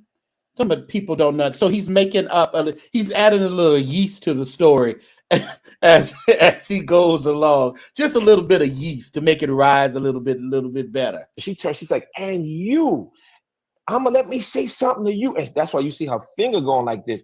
And she walked by me, and that's when I grabbed her by her collar. See, everybody thought I grabbed her by her neck. No, I grabbed her by her collar, and and her hair was in my hand too. I didn't know she had a braided wig. I didn't even know wigs come like that. So she was trying to hold on to her wig. You know what I'm saying? Because I had her hair and her collar. I never had her neck. You know what I'm saying? And I had my mic in this hand and I had her arm and I lifted her up. And I started pushing her out. So all of that theory of, oh, he choked her. I never touched no skin, none of her neck. I never touched none of that. It was her collar and it was her braids that was there. And I lifted her up. Yeah, you crazy, man. And she got thrown. Now, the part you didn't see, yeah, she did go right to the steps. But as soon as we got to the steps, the police came up and I put her right in it was simultaneously right into their arms. And when she got down there, we got that video too that I posted. She was like, it went viral, right? It went viral. Did you see that video when she was saying that? Yeah. Yeah. So it was all a plan. I thoroughly watched hers and I thoroughly watched the light skinned girl, I you know, well, yeah, I was covering the story, so quite naturally. Yeah. Now, So, the thing. oh, and let me Let's just say this. Let me say this. And she is a member of Bernard Jordan's Here church. you go. Well, Bernard Jordan don't really have a church. Well, no. Let's debunk this lie. He keeps traveling the country talking about she was a member of Bernard Jordan's church. She wasn't. I think she was like part of that prophetic thing because she calls herself a prophet, I believe. So I think she was like one of the ones who maybe paid her money and went to maybe his learn how to prophesy class, but wasn't really a member of the church. So even at that time, Bernard didn't have any brick and mortar. He just had kind of the online thing. So she was just kind of part of trying to be one of the prophets, but wasn't really a member of the church. But he's going to keep on with this narrative that she was a member of Bernard's church, and he just, like I said, if he says it enough, he believes it.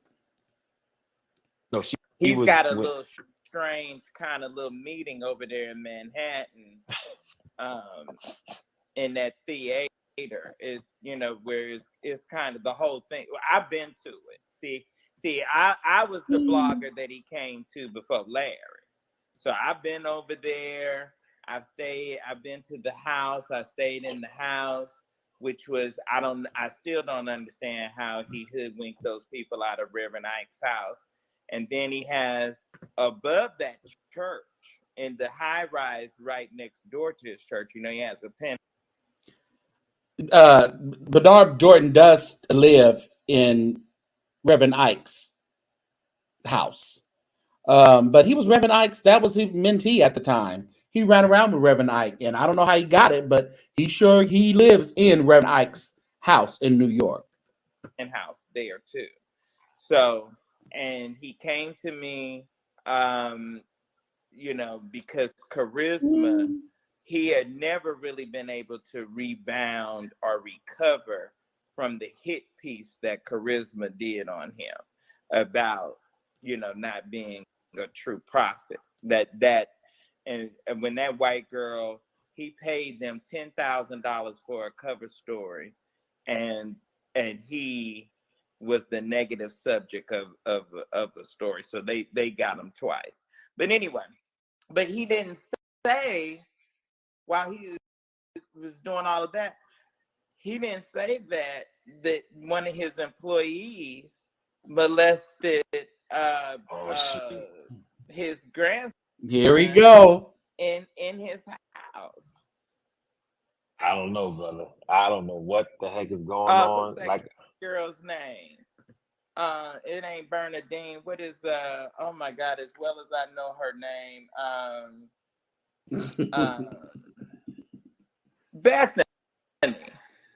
Bethany, at the time, her son was 14 years old, and Master J, the boy was in the shower because that house, every bedroom it's a suite, so every bedroom has its own bathroom.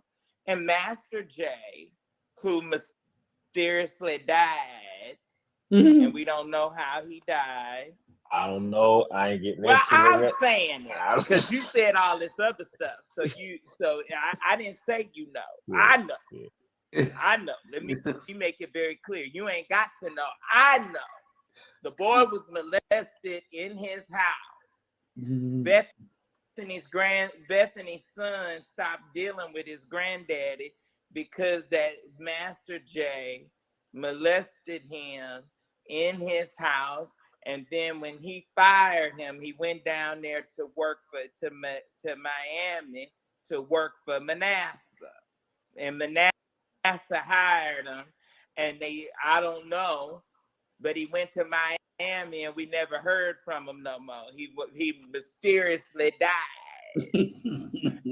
All right, Will, come on, let's come on. I do that on that. Don't go with me. Listen, you don't want to go all the way down. Listen, I don't know. The Bible say the deep draw into the deep. I ain't gonna pedal around and be on no surface. No, Whitehead, you sit right there and you let William regurgitate everything he knows and implicate you as well. So no, you wanted to be on the program. You sit there, keep cheesing like you've been cheesing, and let William just have diarrhea of the mouth. That's what I let him do. Come on, just talk about it. No. If we gonna dig in, nigga, we gonna dig in. Oh shit. Right? So Yeah. One of your people I'm a said, sanctified hell raiser. one of your people called me a nut. Who's this? Tanisha, whatever her name. She said, "Who dug this nut up?" I did. Oh man, boy, I tell you. Did. So anyway, I first of all, ladies and gentlemen, for those of you that have just tuned in, Bishop Lamor Miller Whitehead has come on and will be in court. One of the two of the assailants that robbed him in 2020 and in 2022, and three of them came in church with Glocks. One of them has taken a plea bargain and will take a plea bargain that he is actually guilty and that they're going to court tomorrow. Bishop Lamor Miller Whitehead will definitely be in attendance of that case on tomorrow. The other guy, one is still at large, and the other one has not. I guess he has not. He didn't take the plea yet. Has not come up with a deal yet. I don't know. Bishop, can I ask you something? Yes, sir. In the video, in that notorious video. Which video are you talking about? Whoa. No, which video? The video of you being robbed. Okay, gotcha.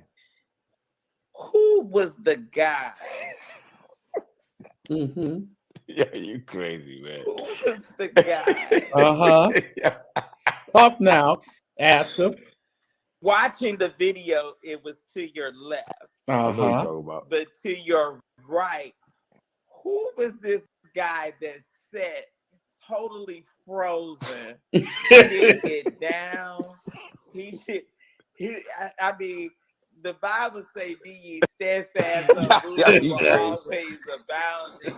Who was that nigga? I mean, he said like people come in church with guns, like that's a regular, right? Like, that's a regular occurrence on a Sunday morning.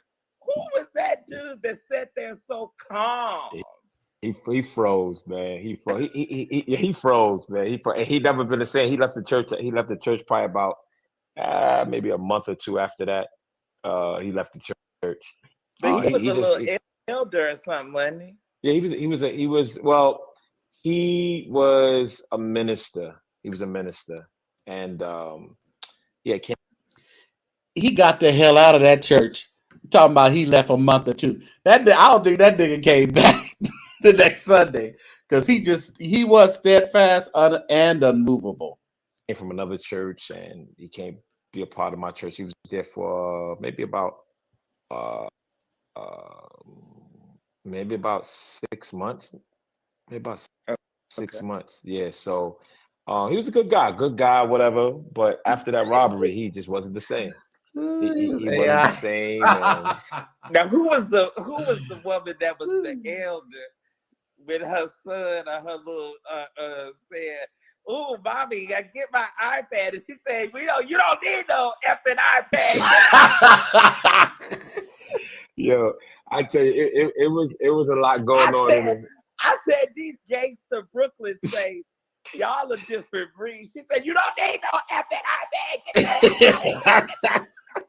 Yeah, it was a time, man. It was a time, it was a lot of emotions. I'm crazy, but I mean, these are all of the questions that people have, and these are all of the things that we were wondering about that we never had a chance to really give you or hear from you as to what went down. I want to ask you how, when you get violated like that, it's certain things and certain traumas that can happen in our lives that unfortunately you'll never be the Bishop Whitehead that you were before that horrible occurrence. How has this whole scenario, Should I cue the music with the world's smallest violin? how has it really affected you? And how has it impacted friendships, relationships, connections? Because I know when I got sued, when I went through that defamation lawsuit from that sleazebag bishop, that I eventually won case. People that I thought was my friends, you know, people that I knew from my childhood, college buddies, you know, just like you. I was on the internet, people was throwing up posts on me and saying, oh yeah, this is what he gets, his chicken has come home to roost. And I mean, it was people that, you know, that I, you know, at one point I was like, I don't even want to see it anymore, because it was people that, you know, like you're saying. I mean, some of my dad's former members, you know, that were throwing up their opinions, you know, and saying stuff. And I was like, man, I thought that was my friend. I thought that was a confidence. It's almost like when somebody gets in trouble, and then, you know, like how investigative reporters go and they talk to their childhood friends, and you know, a lot of that stuff, those people just want, you know, 5 minutes of fame. They'll jump on camera and say something,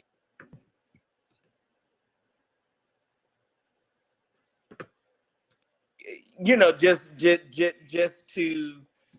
have that, you know, that little time of attention. Just speak to that for us. You know, just tell me how has that, you know, how has it affected you? How has it affected and impacted, you know, your relationships, business deals, you know, just the full nine. And this is all going to be detailed in my book, but I lost a Oh, lot. this book. I lost a lot.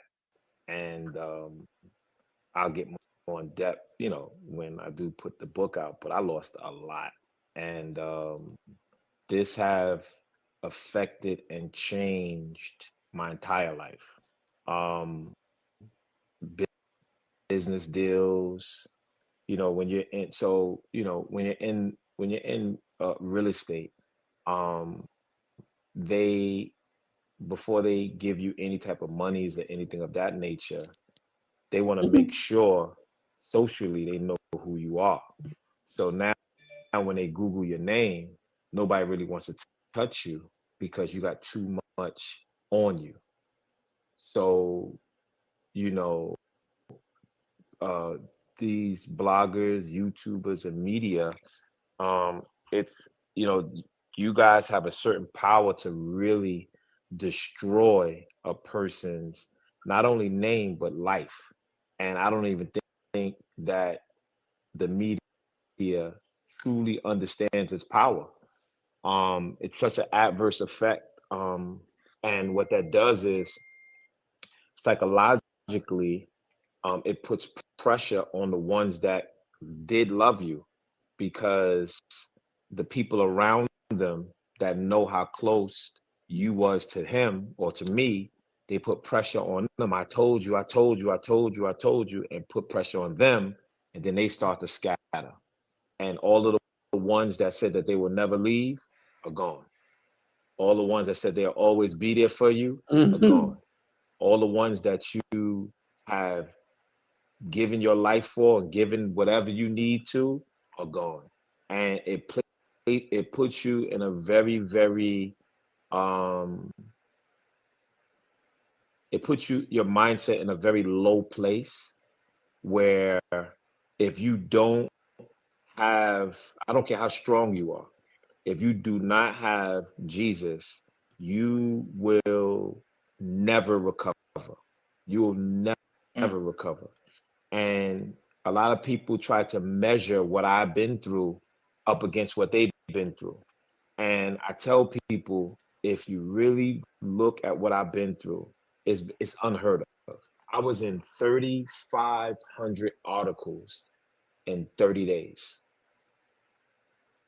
They had me around. I had people calling me from Bangladesh. I got a lot of friends, international friends. They was like, yo, What? we was on the BCMM or the BCCW, something like some world. I'm to people from Africa, everywhere. And it's like, it was something that was unheard of. And the first, Just real quick, how you have all of these people internationally, friends that know you, but you have less than $10 in your bank account to purchase your home? The math ain't math, and something's not making sense here. But hey, if he wants to believe his own lies, he can go ahead. 2 months, I was getting an Instagram notification every 2 seconds for 2 months. Every 2 seconds, I was getting a notification. Millions of humiliate himself to that extent if it wasn't real. It's no way that a guy like you is gonna get down on the floor and have somebody, and I know you was like, I know you probably, I mean, was so livid that you was probably going to explode. Cause you are from Brooklyn. So you was probably looking like, where my Glock at? I'm getting ready to go out here and get these. I mean, but it was no way that, Bishop, I was just like, it's no way that he would have gone through that. They taking your chains off on camera in front and taking your jewelry and your wife's jewelry. I mean, it was no way that you would have allowed that. It was and people don't even understand, William, that when I was laying down, I'm looking at the gun in my daughter's face. And there you go. Exactly. You know what I'm saying? And people don't understand, like, right after that, like, as soon as they went out, when they got through the door, I went behind them and I left my key. I said, give me my key. I jumped in my truck because when you come out of the church doors, there's a window. So I seen them across the street. They was panicking. They was like this. They didn't know which way to go. So I don't know if they getaway car was, I don't know what happened, but they was like this. So I'm like, I got them. In my mind, I was gonna get in my car and run them over. That's in my mind. That was in my mind. So when I got downstairs, I didn't have my key. I said, give me my key. So they ran, got my bag, got my key. And I seen where they ran up. So I know they can't run faster than my car. So I speed around the building. I speed around the corner, and they disappeared. A bad Tyler Perry play. Bad, or a rejected script from Law and Order SVU. I don't understand. We're gonna speed him up a little bit. You never Screenshots did like check the pawn shops, and the police did all of that, man. The police did all of that stuff, man. They doing all that. At the end of the day, they at this point, it is what it is. And like I said, this is real. You'll recover it. You'll recover it. This is real life. This ain't no fake life. This is real life. When I tell you real life, all this TV stuff, this is real life. You know what I'm saying? Real life. People trying to set you up. Then you got this, and yes, I see them texting talking about why didn't I put a case against Larry Reed. I'm suing Larry Reed for $20 million. And Tasha K, she started her mess. She started her mess out of the clear blue sky. Remember, we was cool. I didn't know she flipped on me. I was getting inboxed. Oh, she dragging you. I'm like, she dragging me for what? What the heck is going on? You know, but that's what she needed more clickbait. She needed more clickbait. So I'm suing her for $360 million. You know I don't know if she needed more clickbait. I know she needed some money. Well, whatever she needed, she used me and started a whole rumor that Foxy Brown was giving me credit card numbers and we were scamming. Yeah, it's Foxy let me tell you something. Brown, that's deaf. Yeah, because she's my cousin. The people that know rapper that she lost, Inga, Mm-hmm. Ingrid, she lost her hearing, didn't she? Mm-hmm. Yeah. Poor thing. I liked Foxy. Yeah, but so is she totally deaf now? No. Wow. But that's that. I didn't know that y'all was related. I hadn't heard that piece. So you know, there's a lot of things that people don't know, and I mean, it pulls back like, I mean, it's so many layers to it. It's so multifaceted. It pulls back like an onion. You know, once you start, you know, really, and that's why I'm really glad to be able to talk to you and you know, for people to see, you know, this is a human being. This is a preacher. This is a father. This is, you know, a business person. This is, you know, and to and some kind of way maybe make folks think differently. Like I always want to be able to, you don't have to agree, but I want to be able to present the story. I want to be able to present the facts and maybe have you think about the situation from another perspective that you hadn't originally thought about it from. So, I mean, in William's defense, do you agree with him how he's putting it out there? So he's not like totally bashing, you know, Lamor, but he's kind of presenting it in a way where you can leave your opinions can be a little bit more favorable to Lamor outside of what everyone else is saying. Do we have any Whitehead supporters in the chat? Will you come out of the bushes and just give us a little, you know, tell us a little bit about your support for Whitehead, for Lamor Whitehead? Come out the bushes. Let us know. You know, people we see, and you know, you blog and you post stuff on social media, and you don't, like you're saying, you don't know the gravity. You know, you don't know the impact. You know, people didn't know, and I know it's gonna sound ironic for me to say this, but they don't know how difficult it was for Eddie Long's kids to finish high school. You know, fighting every day, having to, you know, go pick them up. You know, the principal saying, you know, now rightfully so, some of that he did deserve because he was molesting, but you know, those kind of additional impacts, you know, when you just reading about it or you just see it on TV, you don't know all of those details. Did it ever affect your health? No, let me show you something. Hold on. No, I don't. I ain't affect my health. See, well, I mean, sometimes people get high blood pressure. Sometimes see this right here? you know. See this right here? Here we Let me go. tell you something. This is what was going on. See this right here? This is what was going on. See this? He loves it. He loves it. Every other day, front page. Every other day. Like, people don't know to the magnitude of the stuff that I had to deal with. They got me on the front page. They got me on the front page with Trump. Yeah, that's good. Right? Yeah. You stayed in daily news. Look at this. And he always gave me 2 huge pages. You know, and it goes on and on, man. I have papers for days, man. This is just a few of them, you know. So as far as my health, nah, I'm good. You know, I work out in the gym,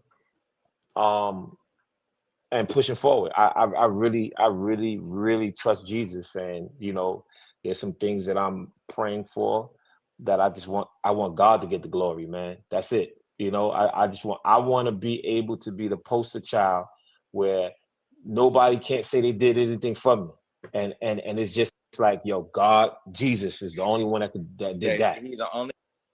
My only concern is that you're working out. You were working out at Planet Fitness. When you're driving a Bentley, shouldn't you be at the country club working out or the more affluent gym? But you're at the $20 gym, Planet Fitness. Doesn't make any sense to me. But who am I? One that can do it. He the only one that can do it. One that can fix it. Thank you. And that's Don't get me stirred up. Listen, Reverend. That's where I'm at. That's where I'm at right now. You know, when you have the preachers turn their back on you, when you have the saints turn their back on you, when you have family, when you have friends, when everything's affected, and you like this, that's it. That's it. You know, and it's like people in your inbox. Oh, I can't wait for you to go to jail. Why? You know, they can say. I mean, they can say some of the most horrible. One guy said something about it was some celebrity that had died, or bishop or somebody high profile that, and he said he sent me this inbox and said, oh, I can't wait till you die, so that, and all of the stuff that, you know, people are gonna say, and you know how, you know, we gonna just drag you and I was just like, wow. And what kind of sick person could you be for your mind to even go to that level of just, you know, horror? Let me tell you something. This guy fathom to even think something like that. One of these guys inboxed me a recording and said he hoped I die. He hoped somebody raped my daughters and die. And yo, and the thing about it is, it's like, yo, William, I'm gonna be honest with you. I'm all the way tough. I'm all the way. I'm for the smoke. Like they like, and I'm just like, are you serious? Come over here with that. And then they do that stuff anonymously. Oh man. And they be having fake account. They crazy. And troll you from a fake account and all that kind of. And then you know, people say, oh, when them dudes ran in your church, you didn't have all that energy. Well, let me tell you something, and I ain't never say this to nobody. When they came in, I wanted to get at them, but I knew that if I would have made the wrong move, we wouldn't be talking today. Right. We would be saying either I'll be dead or some of my members would have been dead. You know what I'm saying? Like, I was the first one to see them come in because I'm looking that way. You're looking at the, yeah. You know what I'm saying? So my thing is the congregation's backwards turned. Yeah. So my thing is, all right. Y'all get down, right. And they don't even know what I'm talking about, but they're gonna follow me. And then they see these dudes swinging these guns in there. You know what I'm saying? And then there was no sympathy nor empathy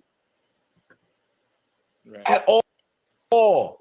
Because soon as it happened, you got this, and you got this dirtbag Larry Reed. You got this dirtbag DL Hughley. You know what I'm saying?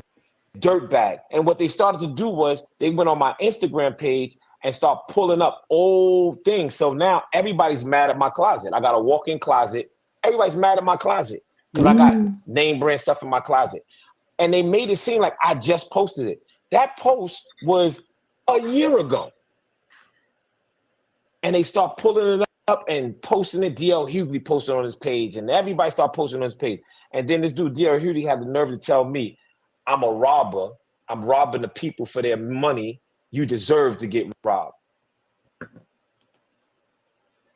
That's what the comedian DL. Yes. Yes. Wow. Yes. And that's why I called him every name in the book. And I told him, listen, we'll put up $1 million right now for you to fight me in the ring. Let's do it for charity.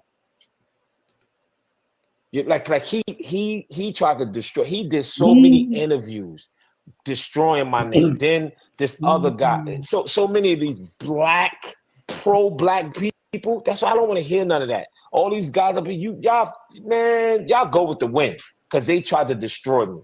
They tried to destroy me. You know what I mean? DL Hughley in particular, and a bunch of other. That dude, what's his name? Rashad something. Rasheed.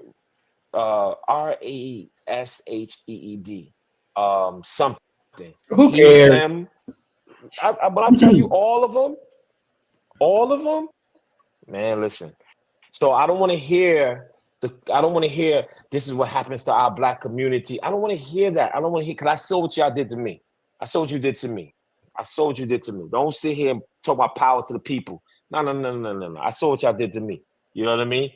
So, but that's where we are, William, man. And God is good, and I'm just waiting for just the divine plan to I just want to keep going the way God needs me to go. And just rebuild back the ministry, man. I gotta rebuild back the ministry. I have a lot of followers, but I gotta rebuild back my members. No, they're not coming back. It was a traumatic experience, and you got to do a crusade. He can't preach. A lot of people, people been inboxing me to preach, and I just haven't been. Yeah, but are you a hooper? You're a teacher? I'm a teacher. Oh, okay. Yeah. No, you don't do no crusade. That's his problem, y'all. He can't preach. He's not a preacher. So, like, if Jamal Bryant wouldn't even be in this situation because he has a gift of gab and he can actually preach. If it was but Lamor cannot even preach. His Bible classes are snorathons. So, yeah. Yeah, I'm not. So you like that Creflo Dollar, Ellie Long? I never heard Eddie Long preach, but I'm more of like. I've never heard Eddie Long preach. I've never heard Eddie Long preach. Well, you need to look at some of his stuff because you're a preacher, so you should know. You should know preachers. So you know who Gardner Taylor and some of the greats are. Let me tell you my preachers, right? Because I don't get caught up with the greats. My preacher, my favorite preachers is Miles Monroe, Bishop Noel Jones. He's a hooper. Yeah. Miles Monroe in The Pursuit of Your Purpose. Yeah. So I like TD Jakes, Creflo Dollar. That's a teacher. Yeah. So of you course, don't know. I come out of a Pentecostal church. Yeah. Universal Temple is Pentecostal. We're gonna fast forward. But you not worth it. Yeah, but you kind of put between a rock and a hard place because they say some stuff that you gotta really like. This one girl, this one reject lawyer, she started her whole career on me. She was YouTubing and then with a thing. Detroit. Yeah, her whole. Here he goes with some Pam the Law Intellect bashing. And by the way, she just hit 12,000 subscribers. So going over there to Pam the Law Intellect. Oh yeah, she was on his neck. And he don't appreciate it. So yeah, Pam Esquire. All right. Oh, and she admitted every YouTube I'm talking about, and her stuff be cap. As the young people say, all cap, and she gives her one-sided legal thing advice against me. I remember they sent me something of hers when she said something about the case. It was a legal term. It wasn't set aside, but it was a word that like sounded like something would be over. But it's still in pursuit. And I remember that. I know that several people had sent me her piece. Wow. But you got, I mean, yeah, she's unfortunately it goes with the territory, Doc. It is what it is. But like I said, I always tell them, ain't no fun when the rabbit got the gun. Ain't no fun when the rabbit, because this thing is turning around, and it is what it is. And that's why I wanted to really have you on, because this is that first piece of that about face. Yeah. Well, I told you, I said, you've been always cool, you've been always respectful, no matter what they say. You've been cool, you've been respectful. And I said, yo, Will, I'm gonna come on your joint. Well, hold on, pause. Let me say that again. Let me say that whole thing again. What you say you gonna do? I'm gonna come on your platform, and He said he gonna come on his joint. What that mean? Come on his joint. going to and you always be welcome. And as it develops, and as this changes, as more stuff happens, drop the names, the DA that's in jail, let them come on, call a name. I like names, dates, times, and places. Yep. This enemy that you see, you see it no more. Come on, you won't see him no more. He'll make your enemies turn on each other. That's right. This I preach. Battle is not yours, Reverend. I preached this Sunday. Come on. This battle ain't yours. This is the Lord. Either you gonna believe him. This guy's crazy. Let me tell you this, man. You know what I'm saying? Do I have to fortify the bishop's faith? Come on. Oh nah, I'm all right. He done brought me this far. Work. I'm not gonna just sit. Well, I tell you, everybody, if you want to see the full interview, where before Lamor came on and afterwards, you can go to William's page on Facebook, William G. McCray III on Facebook, or Obnoxious Television on Facebook. He hasn't made it over here to YouTube yet, so he didn't mind if I brought it over here to YouTube and shared it with you guys, because people don't be over there. People don't be over there. Facebook for my mama, and I'm still trying to figure out how to she's trying to figure out how to control it and work it over there. So we over here at the mega church over here at YouTube. So anyway, so appreciate each and one of you hanging out with me tonight to listen to all this foolishness. If you would be so kind as to support William McCray for this was his interview. So it's scrolling along the bottom. You have CashApp, Sir William G. McCray, III, and then the Zelle is William G. McCray, III at gmail.com. Why don't you guys surprise him and send him a little love offering tonight? And always remember to support the St. James Show with your donations by joining the channel. The link is to join the channel is it's pinned in the comment section on top. Click on the link and join. We have our $2.99 per month for my favorite saints, and then $5.99 per month for my big tithers. And I know I got a lot of wealthy saints hanging around the St. James Show. So stay tuned. On Monday, I am interviewing Regina. Matter of fact, hold on. Let me just pull that up. So you guys, I think it's on.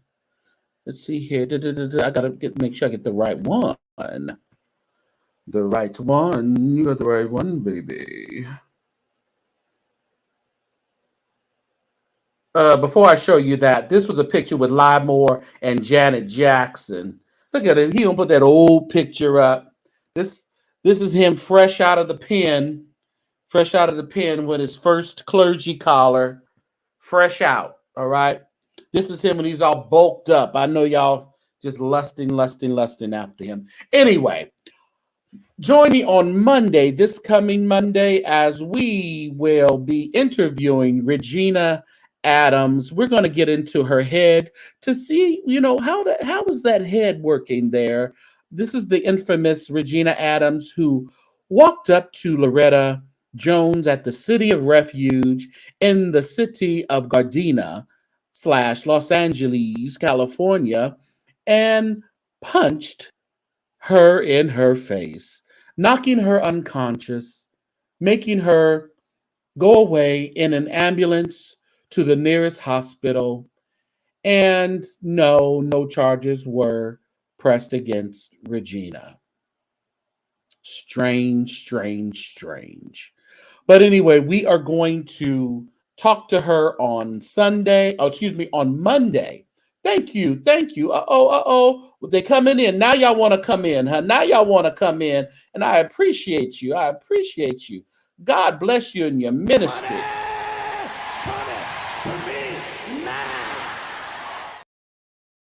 So before you go to sleep, throw a donation to the St. James Show. And again, join me on Monday, 2 p.m. Monday, October 2nd, 12 p.m. Pacific time, West Coast time, and 3 p.m. Eastern time. You don't want to miss this. We don't know what we are up for. We just gonna have a conversation, all right? That's all we're gonna do. And when I tell you I have a wonderful another interview coming up this coming week as well. We have to confirm. They're a busy person, and we have to just confirm a few dates. So as soon as I get a date, you'll be seeing that flyer up as well. And I want you to join me here at the St. James Show as I interview that person as well. The Church Debo, that's who he was. That was Latoya, not Janet. Yeah. Janet wouldn't touch him. Oh, disgusting. Yes. That's a St. James exclusive. I'm the one who broke the whole Loretta got punched, on the internet. So I'm the one who broke it. So I guess it's only fitting for me to interview the lady who caused the ruckus. All right. Again, thank you so much, everybody. Let's get out of here tonight. Let's get out of here. But we got to get out of here on a little high, and let's have a little devotion as we get out of here, because Lamor can be disturbing, so disturbing. So John Terrius Tate will take us on out of here. Thank you, each and every one of you. What they used to say: what I say unto one, what I say unto all. Watch and pray. Live holy every day. Y'all know you ain't never lived holy. But God bless you, everybody.